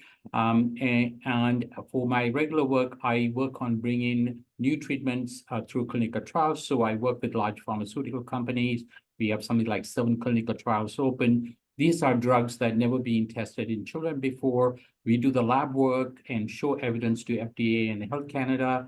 And as a consortium of 12 centers, including MD Anderson and Stanford and so on, we write clinical trials and bring those treatments to our patients. So that brings in my exposure to working with large pharmaceutical companies, which is kind of will become important to you as I describe further down the road.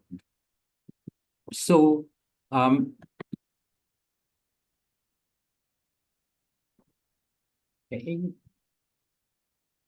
Okay, so the whole story started when I was a trainee up in Sick Kids in Toronto.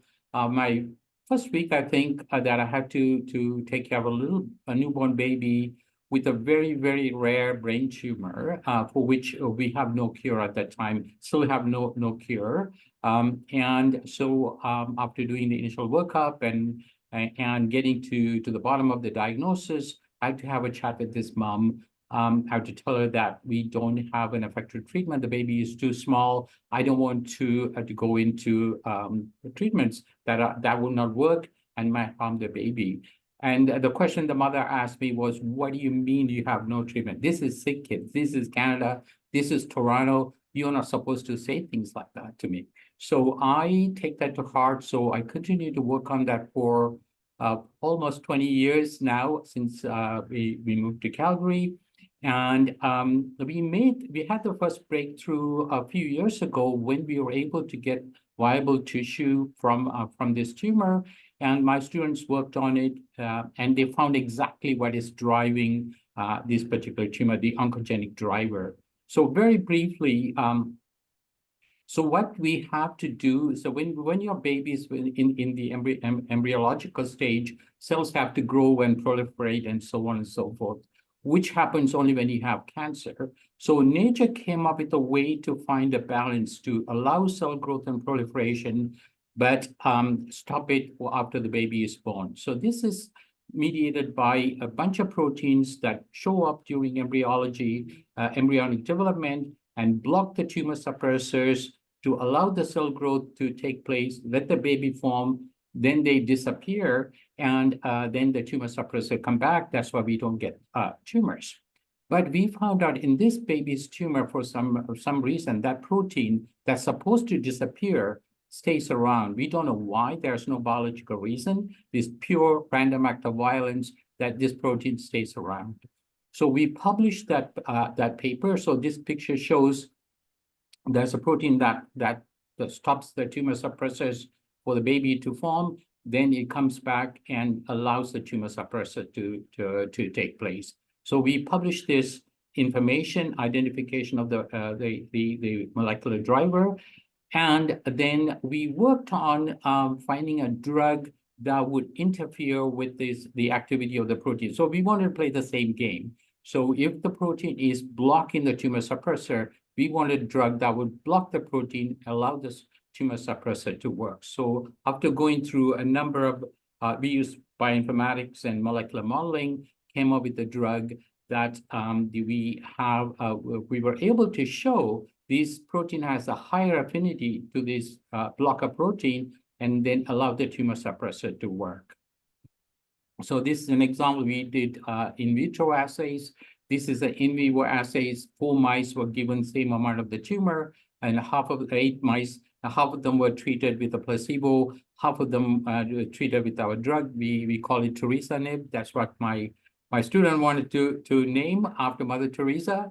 And so Teresa, the 4 mice treated with Teresagenics showed complete regression of the tumor. In fact, the little pieces you see are actually fibrous tissues, and no evidence of tumor. And it's also very, very it's tolerable and non-toxic because normal cells don't have this protein. So the drug couldn't care less about normal cells. And we looked at the brains and the kidneys and livers of these mice, and we saw no toxicity. So then this is a very rare protein. I've seen only 3 kids in my whole 20 years of career. So there's no real, commercial or other applications. But when we looked at large databases, we were in a surprise. We found that small number of breast cancer, prostate, colon, and other cancers also have this protein, even though a small number express this protein. So we got those cell lines of adult tumors and tested with Teresagenics, and we did find the effective activity of the drug in these cancers. In fact, 100% of the testicular cancers that relapse express this protein. That's about 100,000 to 150,000 patients in North America potentially express this this marker. And now we are treating them, but $100,000 per patient with drugs that don't even work. So the market for such a drug is about in the US, it'll be about $3 billion per year. So we filed the initial application. Recently, we received the full patent for manufacturing structures, all potential alterations, 23 indications and combinations.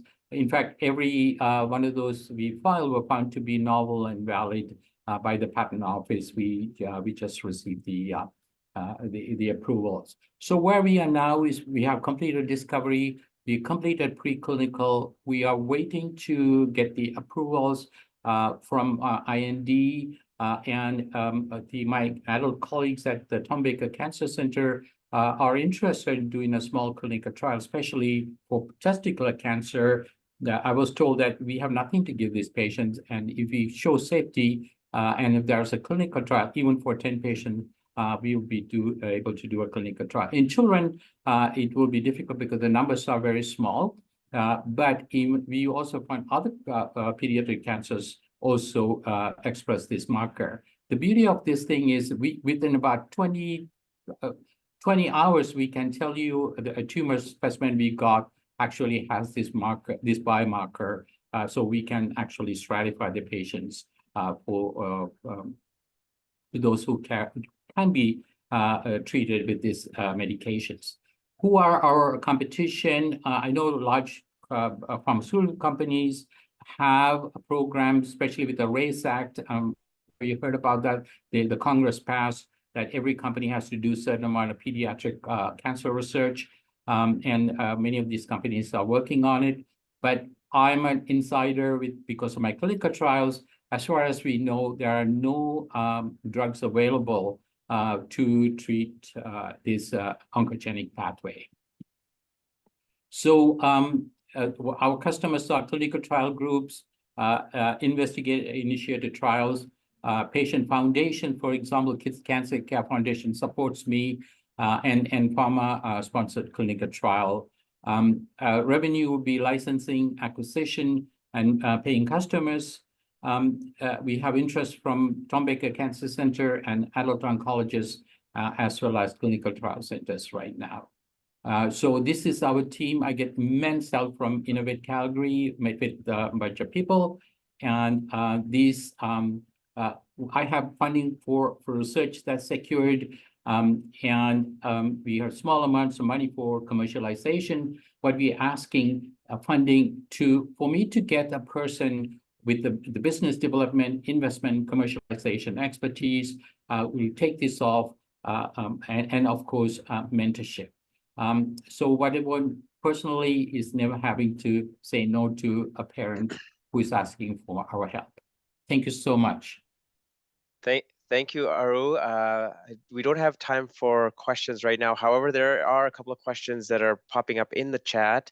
We will be moving on to the second half of the Health and Life Sciences session.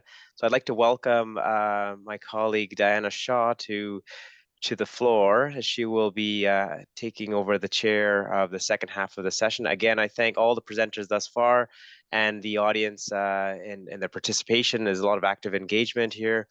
And of course, to Michael for organizing. I will pass it over to Diana. Thank you very much, Shaneel. That's great. And everyone, thanks for a great talk. And apologies that we're gonna have to move on to Gavin, just because there's not much time for questions right now, but great story, and that will be shared. And do answer the questions in the chat space. Feel free to continue to ask there. And Diana, thanks so much. Feel free to say a word about yourself and introduce our first speaker. Good, John. Thank you for the opportunity to chair this portion of the meeting, and thanks to Shaneel for setting the pathway. I'm Diana Shaw, obviously. I'm with Shaw Solutions Consulting, so I provide strategic planning support to startups and SMEs in the fields of health, life sciences, and agritech. And a significant portion of that is helping clients build their funding pipeline and supporting the development of funding proposals and pitch decks. So without further ado, I would like to introduce to you, I have the wrong slide here. Here we are, Gavin, who is CEO at, I'm going to use my English accent and call it PEARKO, but Therapeutics, but please correct me if my No, that's perfect. pronunciation is incorrect. So handing over to you, and you have the floor now, Gavin. Great. Thank you very much, Diana, and thank you, Michael, for organizing this great meeting. I'm glad to present to you today our work on PEARKO Therapeutics, which is a biotech company started here at the University of Alberta in collaboration, looking at novel therapies for cardiovascular diseases. So now how do I? We can see your screen. That looks great. I did pop up the Zoom poll, but I'll close that in 2 seconds. Right. Now, can I advance?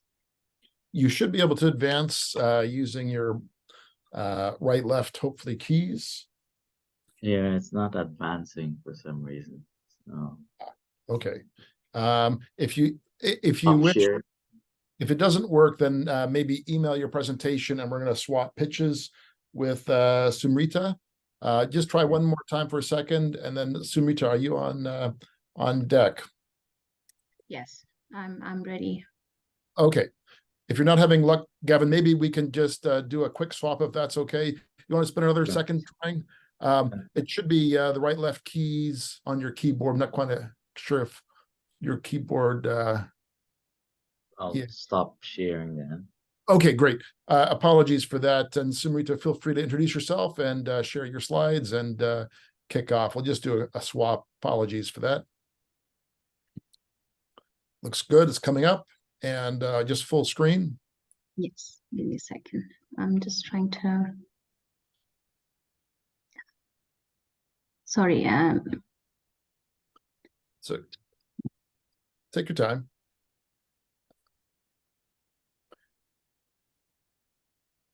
And I want to thank people for sharing sharing their feedback on the Zoom poll and the chat space. Do feel free to ask questions in that chat space of any of the presenters. Apologies that we need to keep on time. I've got to run over to Bennett Jones after we wrap up here. So, but that looks great. That's your new deck as well. So feel free to kick off now. Perfect. Thank you so much. Thank you, everyone, for your time today. So before I introduce myself, I would like to introduce the problem. So imagine the pain that you will feel that if you get a news that your family member or your pet has met an accident and has broken their bone. And now imagine a surgeon having an access to world's first nanotechnology-based bone-wide filler that can reduce the stress by reducing the recovery time, by reducing the cost, and also by enhancing the patient outcome. Now, my introduction. Good morning, everybody. My name is Sumrita. I'm the CEO and founder of Conlis Global Inc.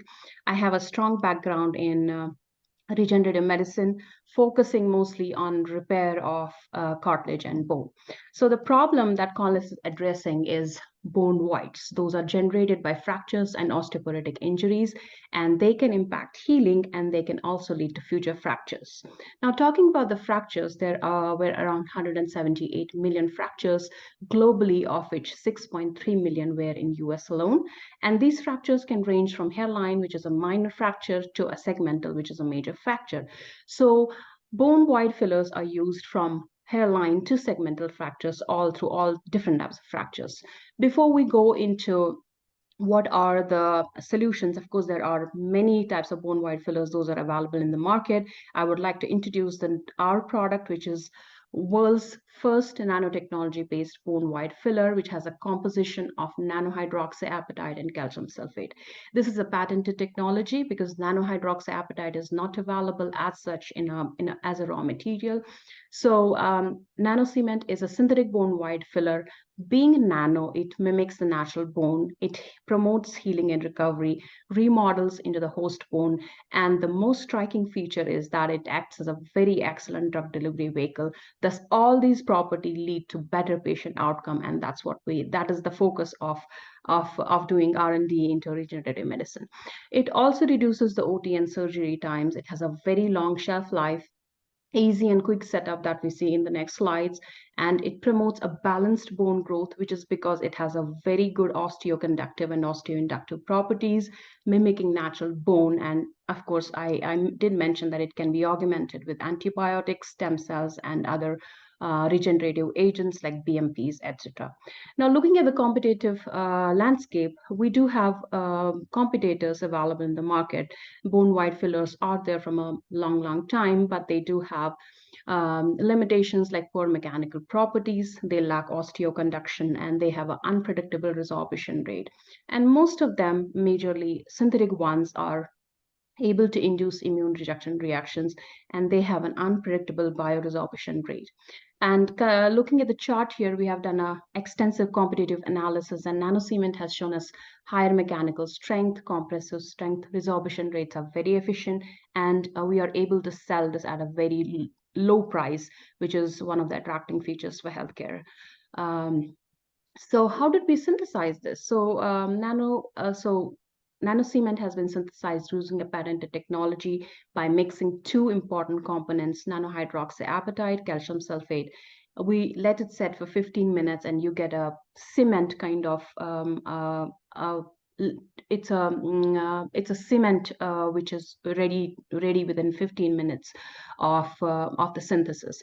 And as indicated earlier, being nano, it resembles bone. It has an enhanced bioactivity due to its very small structures, and it also enhances protein adhesion, cell adhesion, proliferation, and most important feature is that it reduces the healing time, thus enhancing the patient outcome. We have made this small IFU to show that how we can easily integrate into OT procedures. So package comes as a pre-sterilized package, which has 2 syringes. One has a nanocement and other has a nanocement buffer. What surgeon needs to do is to simply mix the nanocement buffer into the nanocement, let it mix for 15 minutes, and then the mixture is ready to be applied at the defect site. So it is very easy to be integrated into the OT procedures. It reduces the OT time, which again reduces the cost of overall surgeries, and it also reduces the physician and patient stress by generating efficient patient outcomes. We have almost spent 13 years on this innovation, and we have done extensive bench testings. I don't have time right now, but you all can reach out to me for any further details. I'm just showing the animal trials that we have done.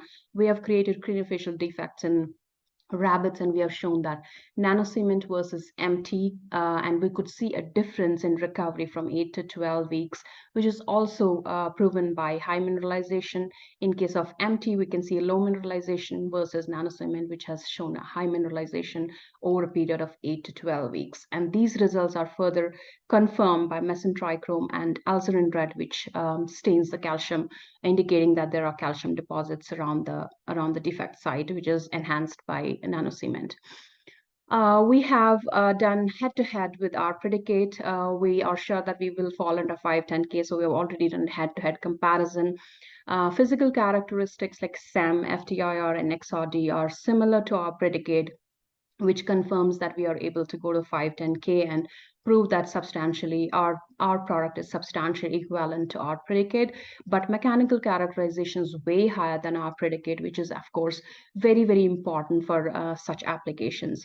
We have filed patents. We have 4 patents on this technology, out of which 1 is issued and 4 are in the PCT stage, and we are right now converting them into the into international patents.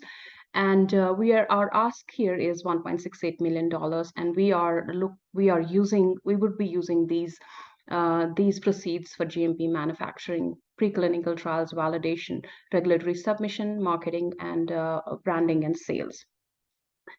So far, we have done the product development. We have done bench testing and animal testing.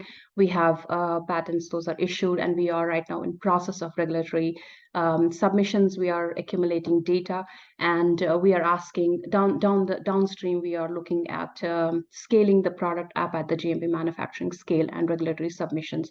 So far, we have raised $700K as non-dilutive fundings. Looking at the bone filler market, the nanocement is able to address 15+ bone conditions, and the market is around $3.2 billion. Was around $3.2 billion in 2021, and is supposed to reach to $7.3 billion by 2031 at a CAGR of 8.5. Based on our projections with an initial market penetration of 0.1%, we predict a revenue of $2.12 billion over 10 years. And that is only the US market. And we would have higher numbers if we look at the global market. And as indicated, it will be nanocement can address 15+ bone conditions. Right now, we are just focusing on the fractures and traumas. We have got excellent feedback from our surgeons. We have a committee of KOL leaders from Foothills, Dr. Ganesh, Dr. Andrea from BC Foot and Ankle Hospital, and they were very impressed by the drug delivery capacity, excellent mechanical property and biocompatibility, and also the predictable biodegradation profile that we have seen by bench and animal testings. And I'm very thankful to our executive leadership team and of course the clinical team for their strong feedbacks. And I'm happy to address any questions you may have. Thank you, everyone.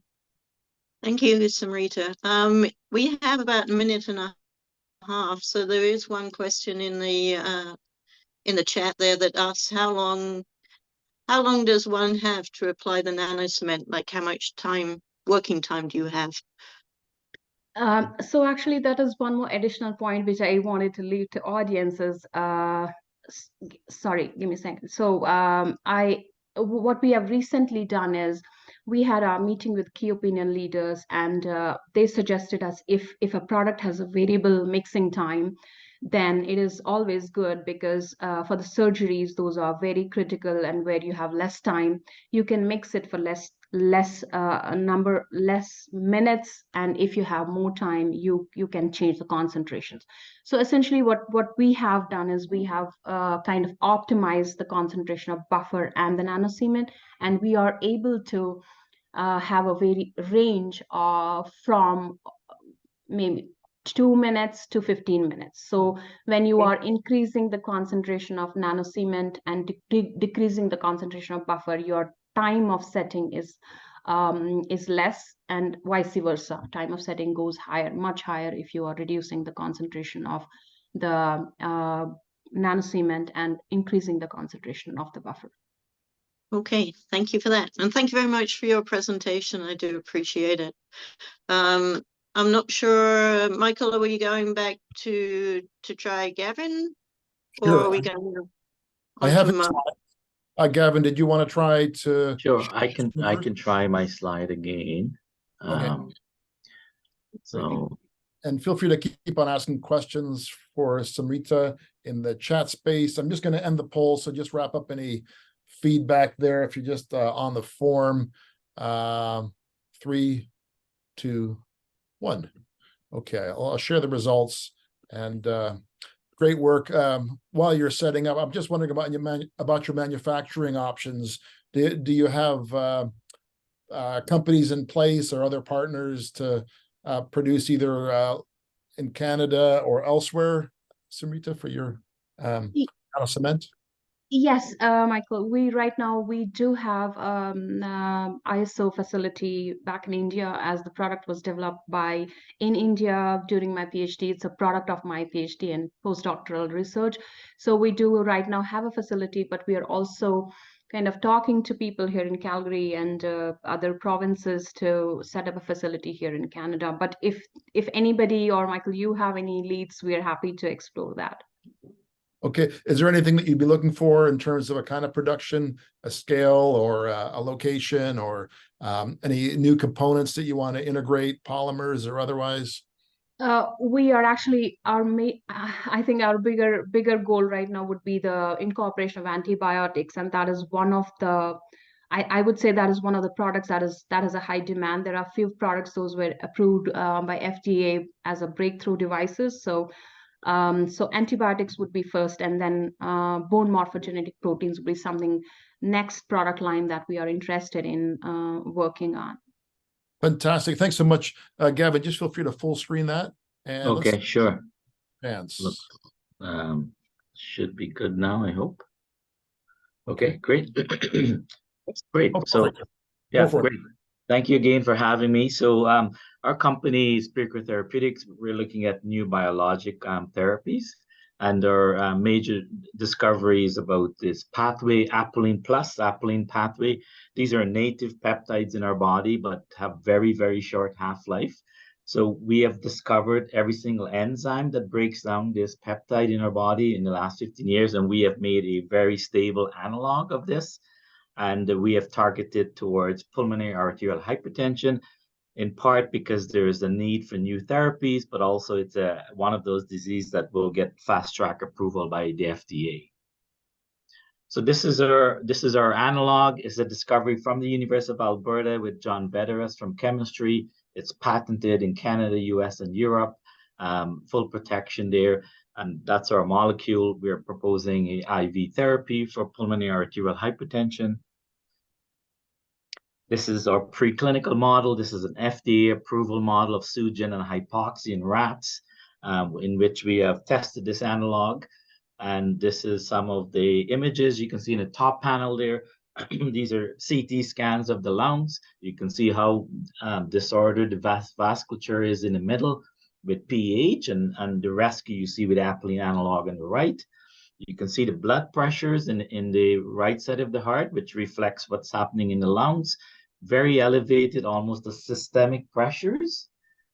with pulmonary arterial hypertension, and we get a 75% reduction in blood pressure. So this is not prevention of therapy, this is reversal of therapy.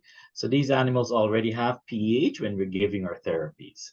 So this is the most dramatic results we have seen with this therapy for pulmonary arterial hypertension. So we're very excited about this. So we have done a lot of work since that biological therapeutic discovery. We're fully patented. We have a non-GMP production with Bachem in the US. This is a major peptide manufacturer. We have done formulation stability testing, half-life greater than 5 years with our current Apelline Plus. We have already done some maximum tolerable dose testing in rats and dogs with very excellent results. We have done some preliminary toxicology results in rats, and there was really no toxicity at anything close to our therapeutic range. Our future plans, of course, will be a formal GMP production with Bachem. We do need to do some formulation development with Stratum Medical, and then a full safety and toxicology trials with laboratories. So this is actually what's holding us up now, basically, before moving into a phase 1 trial here in Edmonton. And the phase 1 trial will be with our colleagues in NACTRAC. As you know, we do have a clinical trials investigation unit here at the University of Alberta in collaboration with NACTRAC. This is all set up and ready to be used for a phase 1 clinical trial. And we're hoping to get there. So this is our team. So that's me and John Veteras. We have other scientists, folks involved in finances, and a marketing consultant that have helped us with putting things together and to promote PEARKO Therapeutics. We have an excellent group of international discoverers, scientists, partly in collaboration with us, but people have also discovered new drugs and have made it into the market. We're very happy to have these individuals on board and providing guidance. So in summary, we have discovered a very interesting pathway, very novel pathway. We have a very novel drug that's been fully patented in US, Canada, and in Europe. Our preclinical data is excellent with no toxicity whatsoever. We are needing about 2.5 million to 3 million to be able to complete the full data set to move into phase 1 trial. We have done a pre-IND type D submission to the FDA, and that's the data they're requiring for us to proceed to full pre-IND submission. We're very grateful to have had funding from Alberta Innovates over the last 5 years. IRAP, the federal program, and SHRED has also contributed some funding, and of course some of our personal investment. So that's where we're at with PEARKO and Apelline Plus. Just a few more things to do before we move into a formal FDA submission for a phase 1 clinical trial.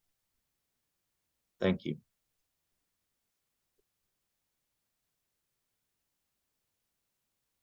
If I could unmute, I will be able to ask a question from Marc in the chat, which is, have you considered a compassionate use test? End stage PAH is very difficult to treat, and this may get some early human data. Right. So I think, I'm aware of the fast track approval for PEH for particularly that reason. But I would think we would need to have the FDA, the pre-IND submission completed before we can get compassionate approval. Yeah, correct on that one. But just in terms of quick human data, if you have GMP fabrication set up, which doing a drug product is not easy, I know, but right.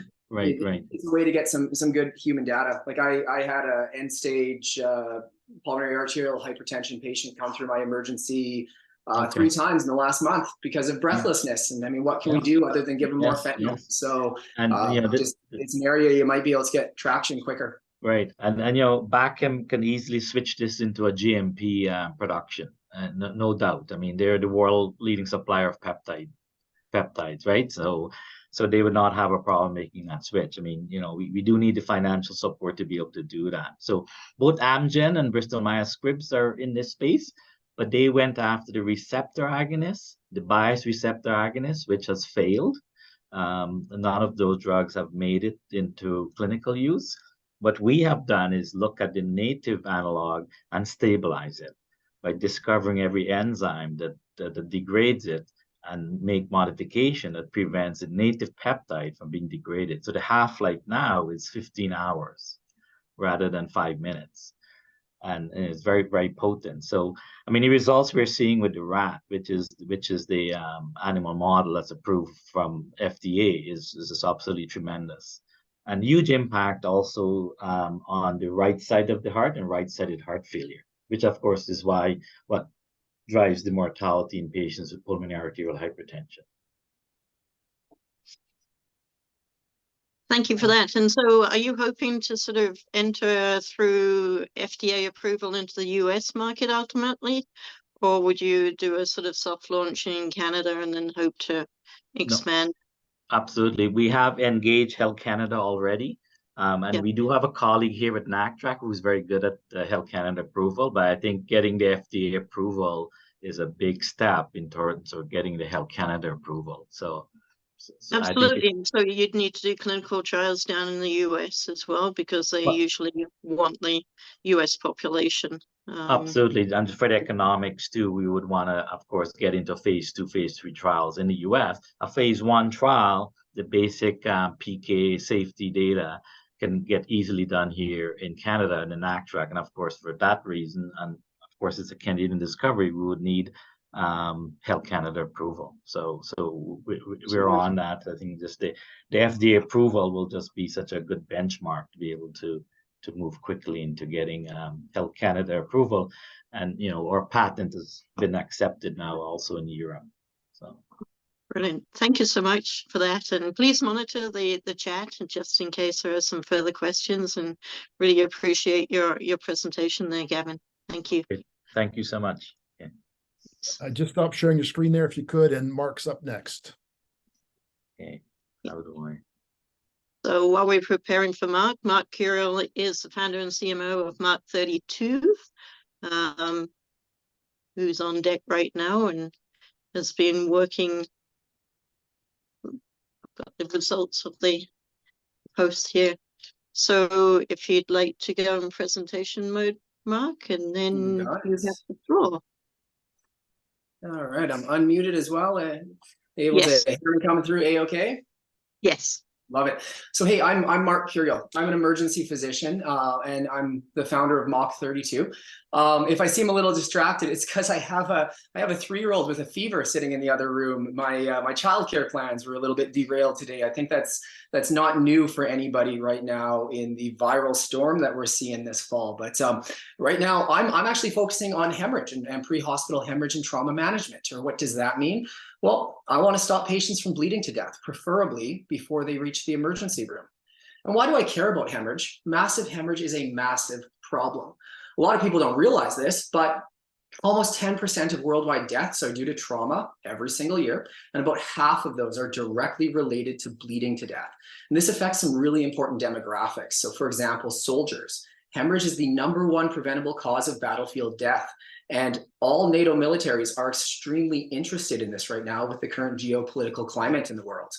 Accident victims. Trauma is the #1 cause of death for men under the age of 45 in North America because, let's face it, men are stupid. We take risks that we shouldn't. And I see that all the time in my emergency room. And mothers, over 200 women bleed to death every single day in the developing nation from postpartum hemorrhage. That's bleeding to death after childbirth. You shouldn't die to have a baby. And this is a very important area that we're working on.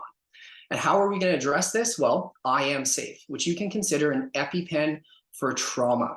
This is a high volume auto-injector. When I say high volume, it is a 5 milliliter injection. That is the largest amount that a muscle can absorb from an intramuscular injection.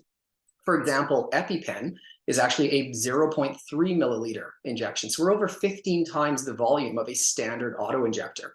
We are taking a generic standard of care medication that's in all of the trauma protocols, including ATLS and TCCC, which is Tactical Combat Casualty Care, called tranexamic acid. And we're just letting end users deliver it faster and easier. So currently this medication is delivered through an intravenous. We're shooting it into the muscle for systemic absorption.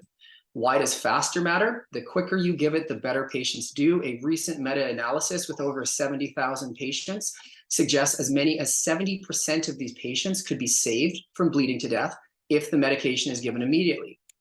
Why does easier matter? Well, less than 5% of patients get this medication before they reach the hospital because it's, as one of our EMS medical directors quoted, a pain in the ass to give.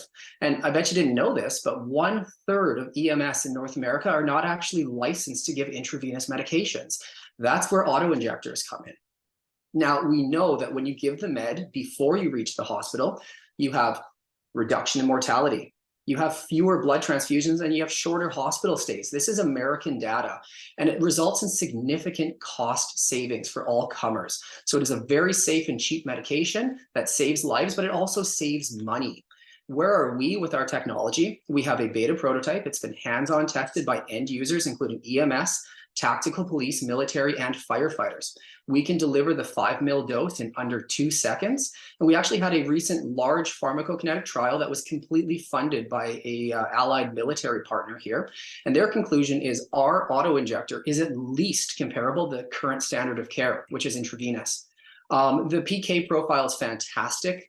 We reach therapeutic concentrations in an animal model in less than 1 minute. And our half-life is almost double the half-life you see with an intravenous administration, likely because you have that depot in the muscle that's slowly leaking out.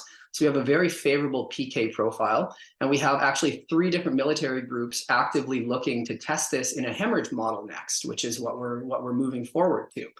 Our IP plan, we have a 3-pronged IP plan. We're protecting our device. So we have IP filed around how do we inject that 5 ml that deep, that quickly. We're protecting our PK profile that we've shown. It's a novel PK profile. No one has shown an auto-injector with this drug in an animal model yet. So we have IP around that. And then we are actively formulating the medication so we can deliver a higher volume dose in a smaller volume of fluid. And we're going to file for that very shortly once we finish our enhanced degradation tests here. So device, drug, device combo is the IP that we're going for. Competition-wise, there's no competitive auto-injectors on the market that can deliver the required dose to the depth in the time needed, and there's no hemorrhage auto-injectors on the market right now. So we're competing against an intravenous, which is very difficult to establish in the field. Unfortunately, it's a drug. This is a drug-device combination. It's a generic medication that's been around for decades, but we're still going to need a new drug application through the FDA because the drug is the primary mechanism, and we have a new route of administration. Like I mentioned, though, this is standard of care in trauma, and there's a wealth of data we can rely on. We're pursuing a 505(b)(2) pathway, and our pre-IND is submitted. We're going to receive feedback prior to Christmas. So hopefully in the next 2 to 3 weeks, we have our pre-IND feedback from the FDA, which is exciting. Go-to-market strategy, we're starting with the military, which is actively asking for it. We're moving to first responders and then finally civilians and non-government organizations. And we're engaged with multiple institutions across multiple countries that are interested in our device, including Canadian Armed Forces, the UK Ministry of Defence, and BARDA, which is a group out of the States which looks at natural disaster preparedness. Our internal team, it's a team of 8 that we've just grown to. My co-founder, Kelly Motet, I want to highlight here that she's our chief operating officer. This is her 3rd medical device startup. And she actually has a medical device actively in use with the US Armed Forces. So we've done this before, and we know the pathway moving forward. We have a great external team supporting us. And I just want to highlight one thing with some of the regulators and, the incubators we're working with. U of A Innovation Funds. Take a look at that big red logo on the side there, USEED.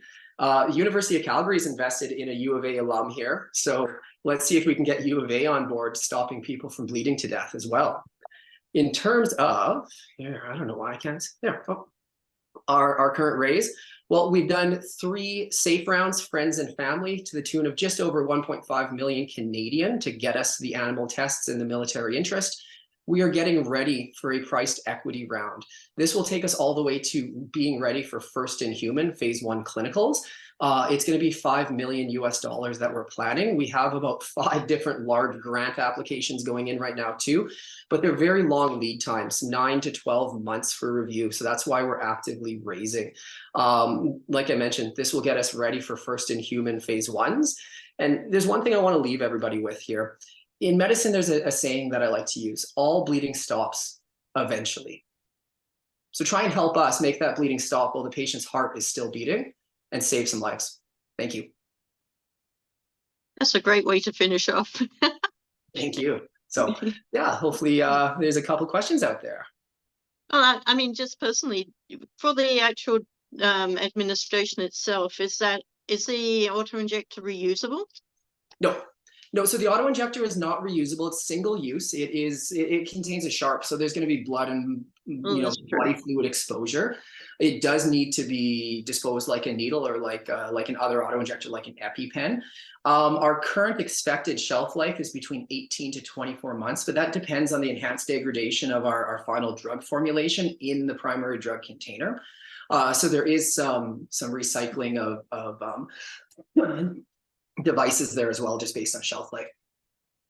Because that would be potentially a concern if you've got it in your pack for a month or so. I mean, what's the shelf life at room temperature or 18 to 24 months? Yeah, that's what we're finalizing, but it's going to be 18 to 24.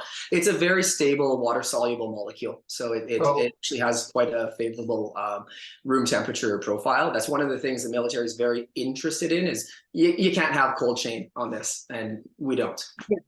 Marc, if I might ask, what are the properties if I use this at 36 months? I know you're going to have a best by date on this.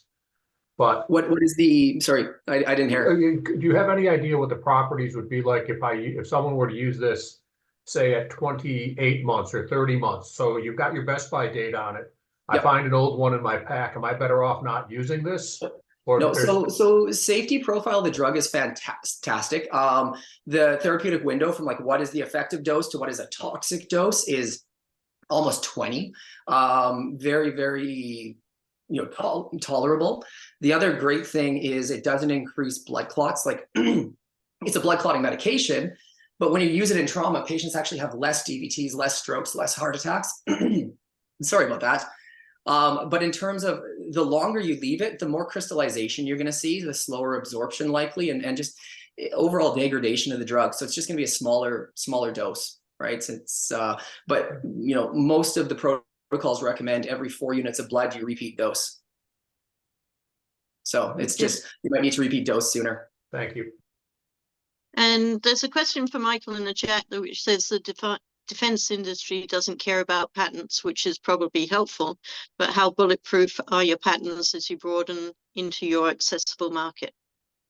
Great question. They're PCTs right now, so that's to be tested. A bit of this is an execution play, 100%, right? The drug is generic, and the concept of injecting it into the muscle is not brand new.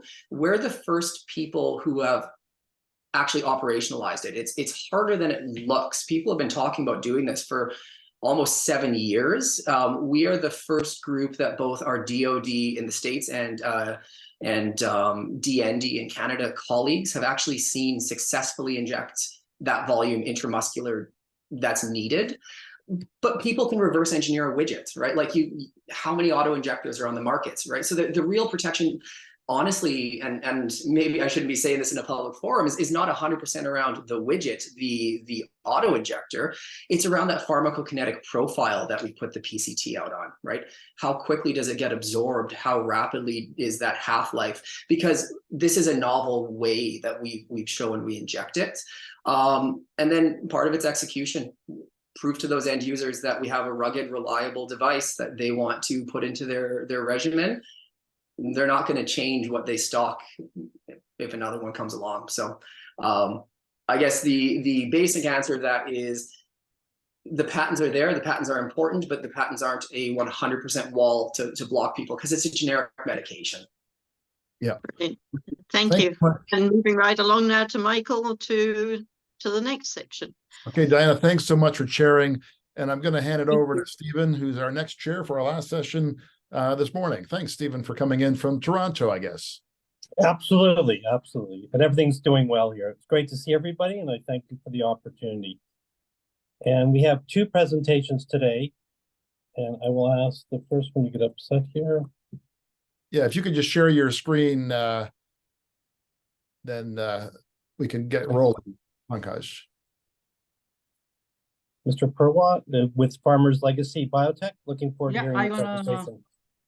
just give me a moment. Sure. We can hear you. And how are things in Toronto, Stephen? Very good. Very dry. No snow. What's Okay. going on? But oddly, and much construction. Yeah, it's nonstop there. But well, thanks for joining us today. We're running a few minutes late, but I hope that's okay. I want to wrap up around 11:30. Sure. I want to thank everyone again for coming on board today and all the great questions, and our sponsors, including Bennett Jones and the Edmonton Regional Innovation Network and Bennett Jones. They're hosting our next session. So just feel free to share your screen whenever. Are you having any technical difficulties? No, I'm just sharing it now.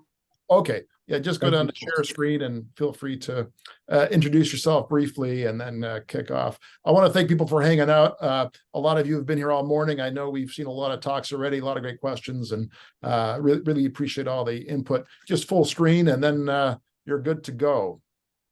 Yeah. So today I will talk about Farmers Legacy Biotech. So basically, it's still it's presenter view. Full screen. Full screen at the bottom right. Yeah. Or then we'll just see that first slide. Yeah. And then feel free to. Yeah, we still see the presenter view. Okay, I do not know. I have changed it to. I will do it once more. Do you have two screens up or just the one? Just one. Okay. Well, maybe we'll kick in later. We can just go ahead then. So today, yeah, we just see we see your view, your presenter view still, but have you clicked the button to do full screen or to project your first slide? If you go to slideshow, I did slide slow and then I gone to here, this one. Well, just click through. I think we can still see the content. We just see a bit of border, but that's fine. Just go ahead and kick off and introduce yourself, and you'll just need to scroll down, I guess, as you or click through your slides on the left. Yeah. So basically, I will talk about Farmers Legacy Biotech and our product Bramola. So we think that our proprietary Bramola will revolutionize the entire healthy oil industry as well as biofuel, because we have introduced medium chain fatty acid in canola. And we think this will be a huge innovation from the oil point of view. So myself, Pankaj Purwar, I am CEO of Farmers Legacy Biotech. So I have prior experience in multinationals like PEARKO and Unilever, where I have worked as a product designer. Then I did my engineering from Harcourt Butler Technological Institute in Kanpur, India, where I did BTech in chemical technology with specialization in oil technology. And I did MBA from UVic. So basically, there are certain specific gap in the current canola industry. So what happening is our 90% canola is commodity, whereas only 10% is specialized commodity. I'm sorry, so Mr. I talk Purwar. about commodity. I'm sorry, we can't see your slides. You can click on the slides on the side, but they're not advancing. Now? No, sorry, sir. What we might end up doing is, if Masood, are you ready to share your screen? Yeah. We're just going to swap if you're ready to swap. Sure. So if you could just unshare your screen, Pankaj, and then we'll try and get you to maybe work on your slides while the next talk goes ahead. Oh, that looks good. Actually. Now we got it. Perfect. That's all we need to say. Yeah. So just feel free to go back. I don't know. Should we just go back to the beginning? Just because it might be great. Why don't you go to your first slide and just keep rolling from the beginning? Now you're able to see my first slide? Yeah, perfect. Yeah, so basically I will talk about our proprietary Bramola, which we think with the introduction of medium chain fatty acid in canola will revolutionize the entire healthy oil industry as well as the biofuel industry. So myself, Pankaj Purwar, I did my engineering in chemical technology with specialization in oil tech. Then I did 7-year stint with multinationals like PEARKO and Unilever as process and product designer. Post that, I did my MBA and then started this Farmers Legacy Biotech in 2019. So there are a few challenges in Canadian canola industry. The basic being 90% our canola is commodity. So what happens, as commodity is impacted by the global prices, prices changes a lot from year to year. Sometime our canola price go as low as $500-600 per ton, and sometimes it's go to $1,000 CAD per ton. But if it is $1,000 CAD per ton, it's all good because all the industry get benefit out of it. But when the prices are low, what happens is breeders, they usually sell seed to farmer to harvest. So they are mostly a support industry and paid for their work. Similarly, our processors, they buy from farmers and they convert into meal and oil and then sell it to allied industry. They are also paid on the oil processed, say $5 per ton or $20 per ton, something like that. So in reality, if price gonna fluctuate, farmers are the one who gonna be penalized because allied industry gonna sell the product at the same price to the end consumer. They won't change the prices. But when the price are low, farmers are the one who are mostly impacted. And others is like a specialized commodity. So that's the one where so this is a model which we want to work on. We want to innovate the entire industry so that we get a fixed price for our product and the fluctuation in the price from year to year is negligible. In terms of aviation fuel want to move to hydrogen cell, but it's gonna take almost 20 years. So in the interim, they are looking for sustainable aviation fuel. They have certain limitations what oil can go to sustainable aviation fuel. Like currently only the used cooking oil and the biomass can go. So canola cannot directly go in sustainable aviation fuel as of now. But Canola Sustainable Aviation Fuel Council is working onto it to use canola for the aviation fuel. So basically what happening is the sustainable aviation fuel share is very less in the market. And the problem is due to the longer chain of canola, say C18, it doesn't create a calorific value, which is required for the aviation fuel. So currently those chains usually produce almost like 3,000 kilocalorie per gram, but for fuel it is almost required 4,000. So there is a bit of a lag. And when we create those aviation fuel from the MCTs, say C12, branching of those create high calorific value. So that's bit of a enhance the sustainable aviation fuel market. That's what the value we're gonna add. And there is one more industry which we want to work on, that is infant formula. So in infant formula, currently they are using palm oil. So palm oil is creating a problem in infants because the way palm oil is arranged in a mother milk and the palm oil which is arranged in vegetable fat is totally different. So currently, due to the presence of that palmitic acid, it creates different issues of like discomfort in the infant, the tightening of the stool, and then there is no oil which can provide the anti-inflammatory effect to those kids.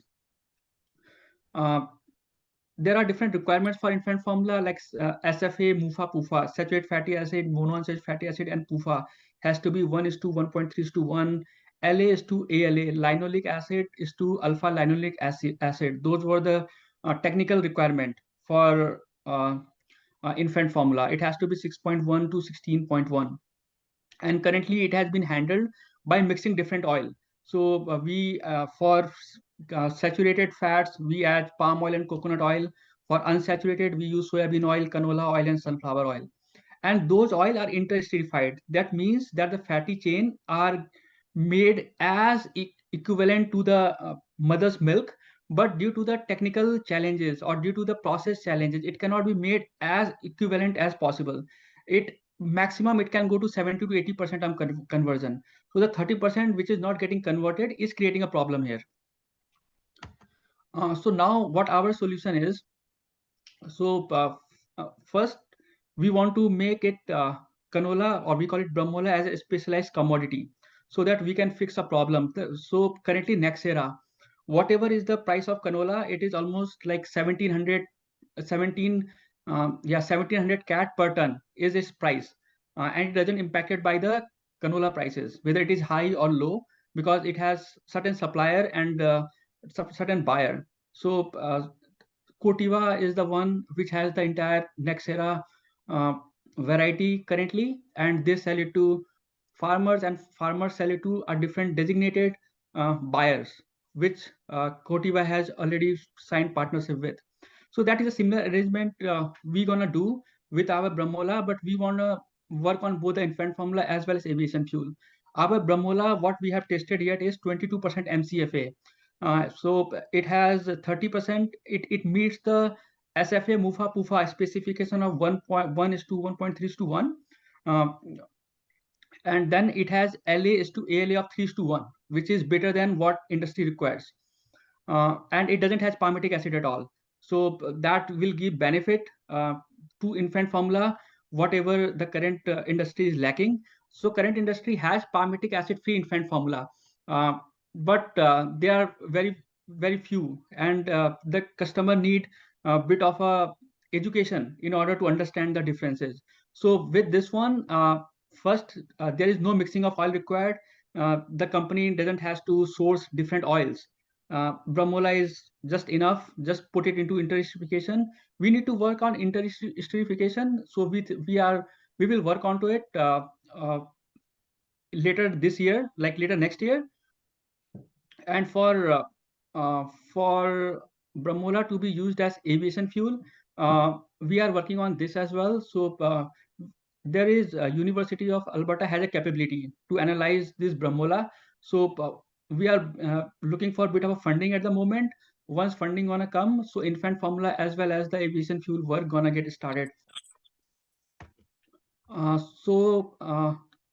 We are funded. We have almost got 200,000 worth of funding. Are you able to see the slide? Yes. Yeah. So we have got almost like 200,000 funding. What we have achieved is we have achieved proof of concept in Aidopsis as well as canola.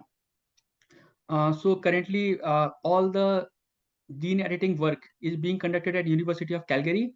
Once fund gonna come, all the commercialization work will be done at University of Alberta. So we have got support letter from Richardson, but they want MCFA level to go up somewhere around 40 to 50%, which we are working on right now.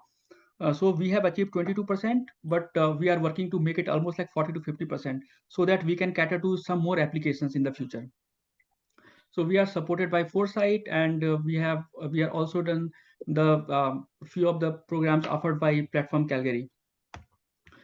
So our revenue model is a bit simple. So for innovating the entire product and market, we are expecting that we will able to charge 20 CAD per ton whenever we are selling our seed to farmer, and whenever the final processor is gonna send the product to the end users. So that's where we are expecting to make some revenue.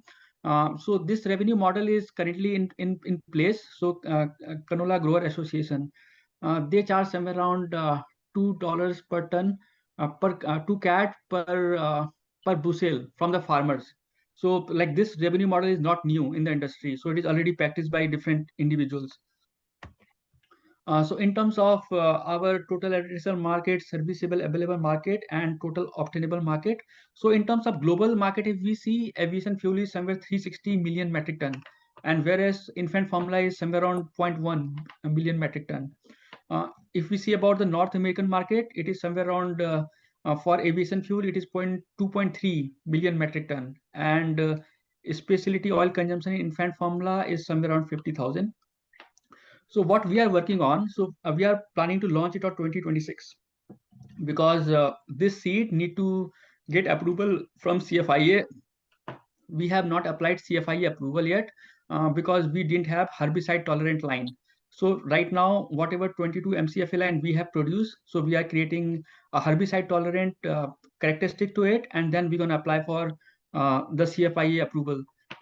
So our target is, when we are launching in 2026, at least we can get 20,000 metric ton, and then it's going to progress 2027, 2029, almost like 100,000 metric ton in 2027, 200,000 metric ton in 2028, and 300,000 metric ton in 2029. So our target is that first year at least we get 5,000 metric ton for infant formula, and then 15,000 from other applications. and then as we progress, we might able to get more on the aviation fuel industry or other allied industry. So in terms of industry, so for aviation fuel, there are different organizations like Nest, Innerchem, and Blue Sky. They are usually making sustainable aviation fuel from biomass as well as the used cooking oil. But due to the limited availability, I do not know if whatever target European Union or North American has set for the industry, they were able to meet it. So that's where we think that our oil will able to work onto it and then create some, provide some impetus to get the industry to sustainable faster. In terms of infant formula, there are ADM, Bunge. Those companies provide oil to infant formula manufacturers. So we think that our oil will be superior to whatever currently available because it has a better LA into ALA ratio, and it has SFA MUFA PUFA ratio, which is required by the industry. So this is our timeline. So in 2021, we have just developed the construct, file patent. In 2022, we have already in 2022, we completed proof of concept in Arabidopsis and analyzed the seed in NRC lab. In 2023, so we have filed patent. Now we got MCFA line, which is 22% with 2-gene approach. So we are working on triglyceride as well as acid modification. So in next year, we will know that what will be the impact, how much MCFA we're gonna increase, and how we gonna change the triglyceride, which is currently present. So that's what we are waiting for next year in terms of plant modification, as well as we will working on to create substantial results on our commercialization part. And then 2026, 2027, it is all about commercialization. So we are looking for connections and fund to move the project forward. Thank you. Thank you so much. And just looking at the agenda, we won't have time for questions, but there's some excellent ones in the chat, and we'll go right directly to the next presentation from Neatville. Thank you so much. Yeah, thank you very much. And just, share the next slide deck if you could. And I am running a poll here, so feel free to give some feedback on the last presentation and just continue to ask questions as well. I apologize that I need to leave pretty soon, so we're going to just continue, and feel free to introduce yourself, Masood, and talk us through your slides. Hello, everyone. Thank you very much for the opportunity to present before all these amazing experts. So in Neatville, we offer high efficiency and low cost wastewater treatment solutions based on our new material. I believe that time is running late, and I have to make it as short as possible. So this is our team. I'm an adjunct professor with the University of Alberta, the Faculty of Engineering. We have a chemist professor and also a professor in environmental engineering in our team, as well as an amazing business advisor. So the problem here is the ever-rising price of activated carbon as the main player in wastewater treatment. Although it's a great material, it has some limited efficiencies in some certain areas, including, for example, dyes and pigments, nitrate and sodium, and COD reduction in general. It requires lots of energy to produce, which not environmentally friendly that much. The same goes with the recycling of activated carbon. It's also require mixing and agitation to perform, because the process of absorption is quite slow for activated carbon. Our solution, we developed a material based on bitumen byproducts and natural asphalt and asphaltene, those kind of low-cost byproducts of bitumen process, which is abundant in Alberta. The cost estimation of our product is less than a quarter of that of activated carbon, with very good functionality that we tested. And we did the same comparison of activated carbon with same environmental situation. The energy requirement for manufacturing of our product is less than 1/3 of that of activated carbon, and also our material is very fast in process. It doesn't require any mixing or agitation, and that reduces the footprint of the treatment plant. We also, in addition to those measurements, we just did some measurements for hydrocarbon absorption, especially for oil sand industries. And the original sample was had a total oil content of 71 ppm.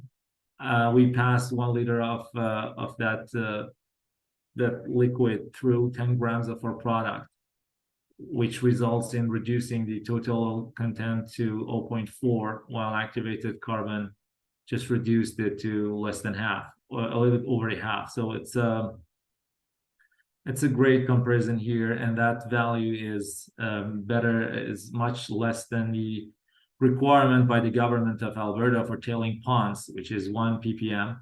So this material could also be applied for treatment of tailing ponds in oil sand industries in Alberta.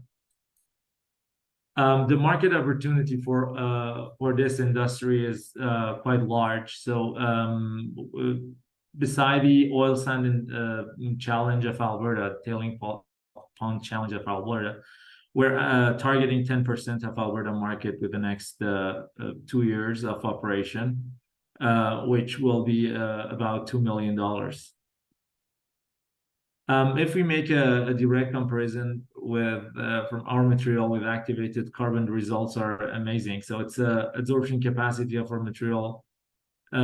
It's much higher than that of activated carbon. The treatment speed is very, very much faster.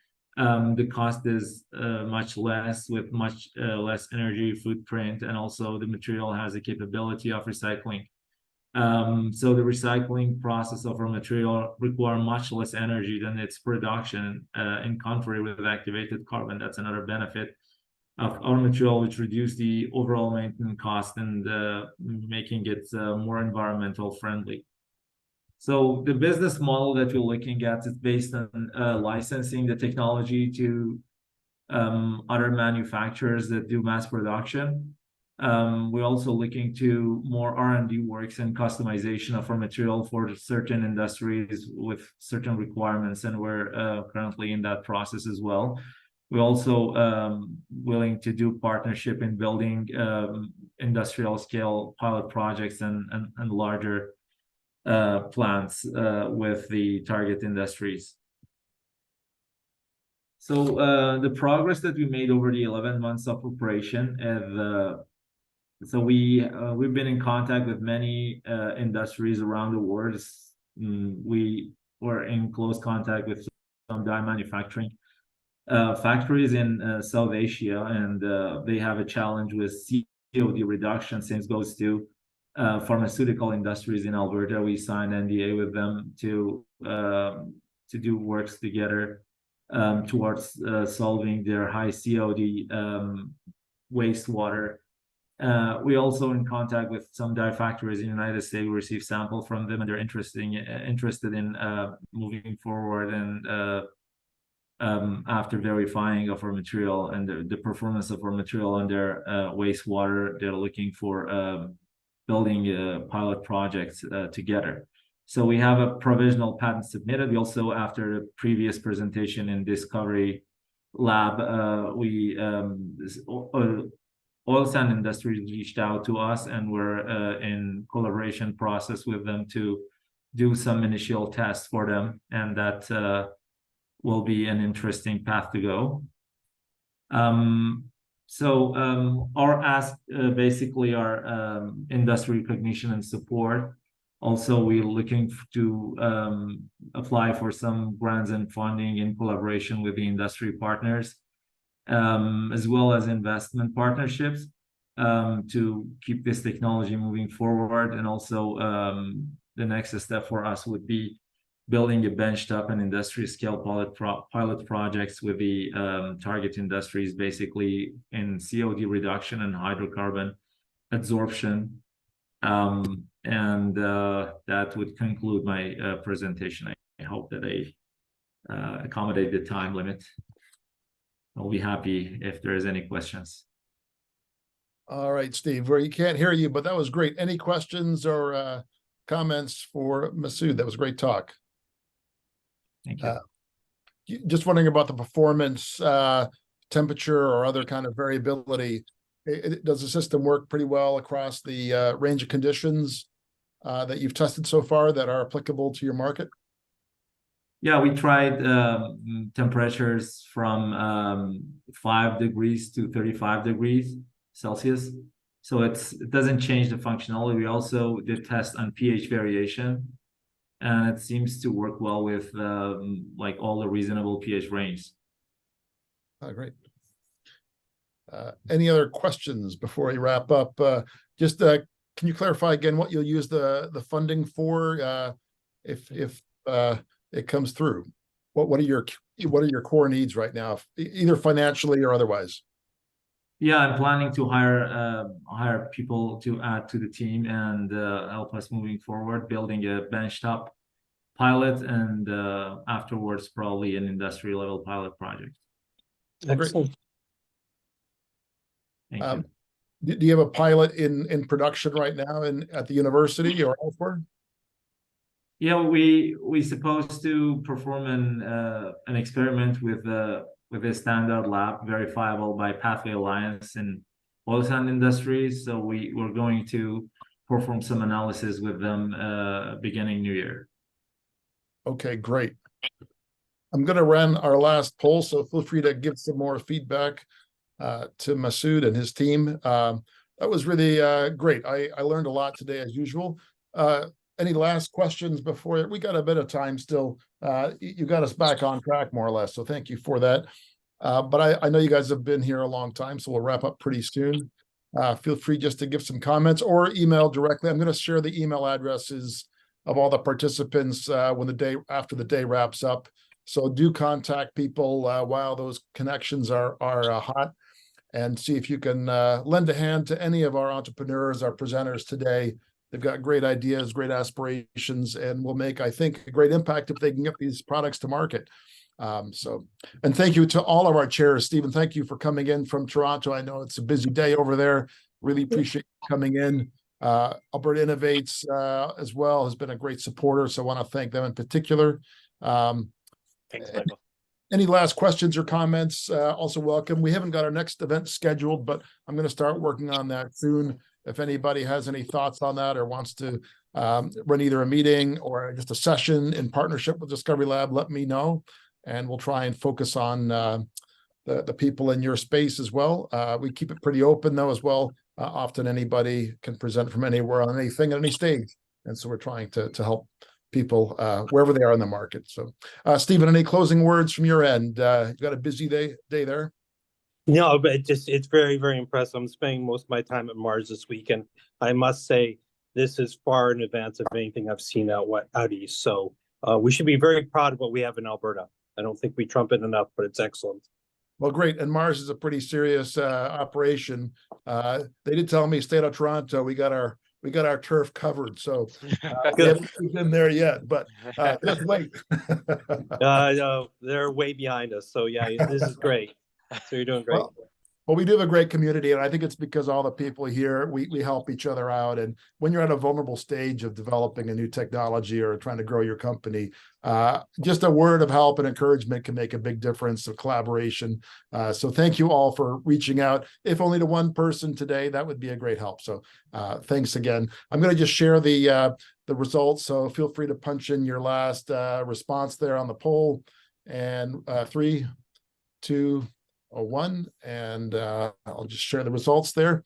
So I'll stay in line for another minute, and then I'm going to dash off to Bennett Jones. So hope to see some of you there. Any other comments before we close? I'm just going to write down these results. So I've got a record. Well, thanks, Michael, for organizing and for hosting as well. Michael, when is the next session that you're thinking about? As you're jotting these down? Yeah, every quarter. So I haven't got a date yet, but usually we run Tuesday or Wednesday or Thursday. and I'm looking for a venue and a partner. Otherwise, I'll just do it online. So if somebody comes forward and says, hey, I want to run it in my atrium or my boardroom or whatever, I'll run the event with you. Otherwise, the virtual works pretty well. It's kind of easy. It's less work for me. So probably in 3 months, I'll do another virtual. I might not announce it till after Christmas, but so I'll just wait for any other suggestions. So if anybody says they want to run an event on whatever ag tech or AI or whatever space they want, we can do a custom event. Otherwise, I'll set it up to run probably late February would be the most likely. Okay, thanks.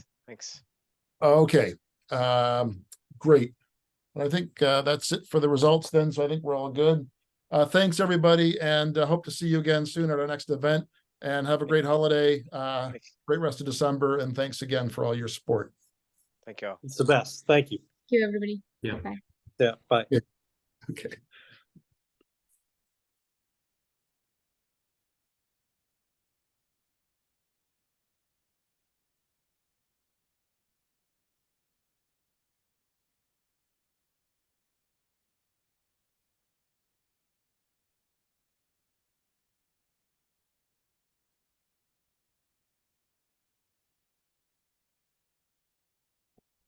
I have it. Is the Christmas tree turned off ever? I'm gonna have to check that out. It should, but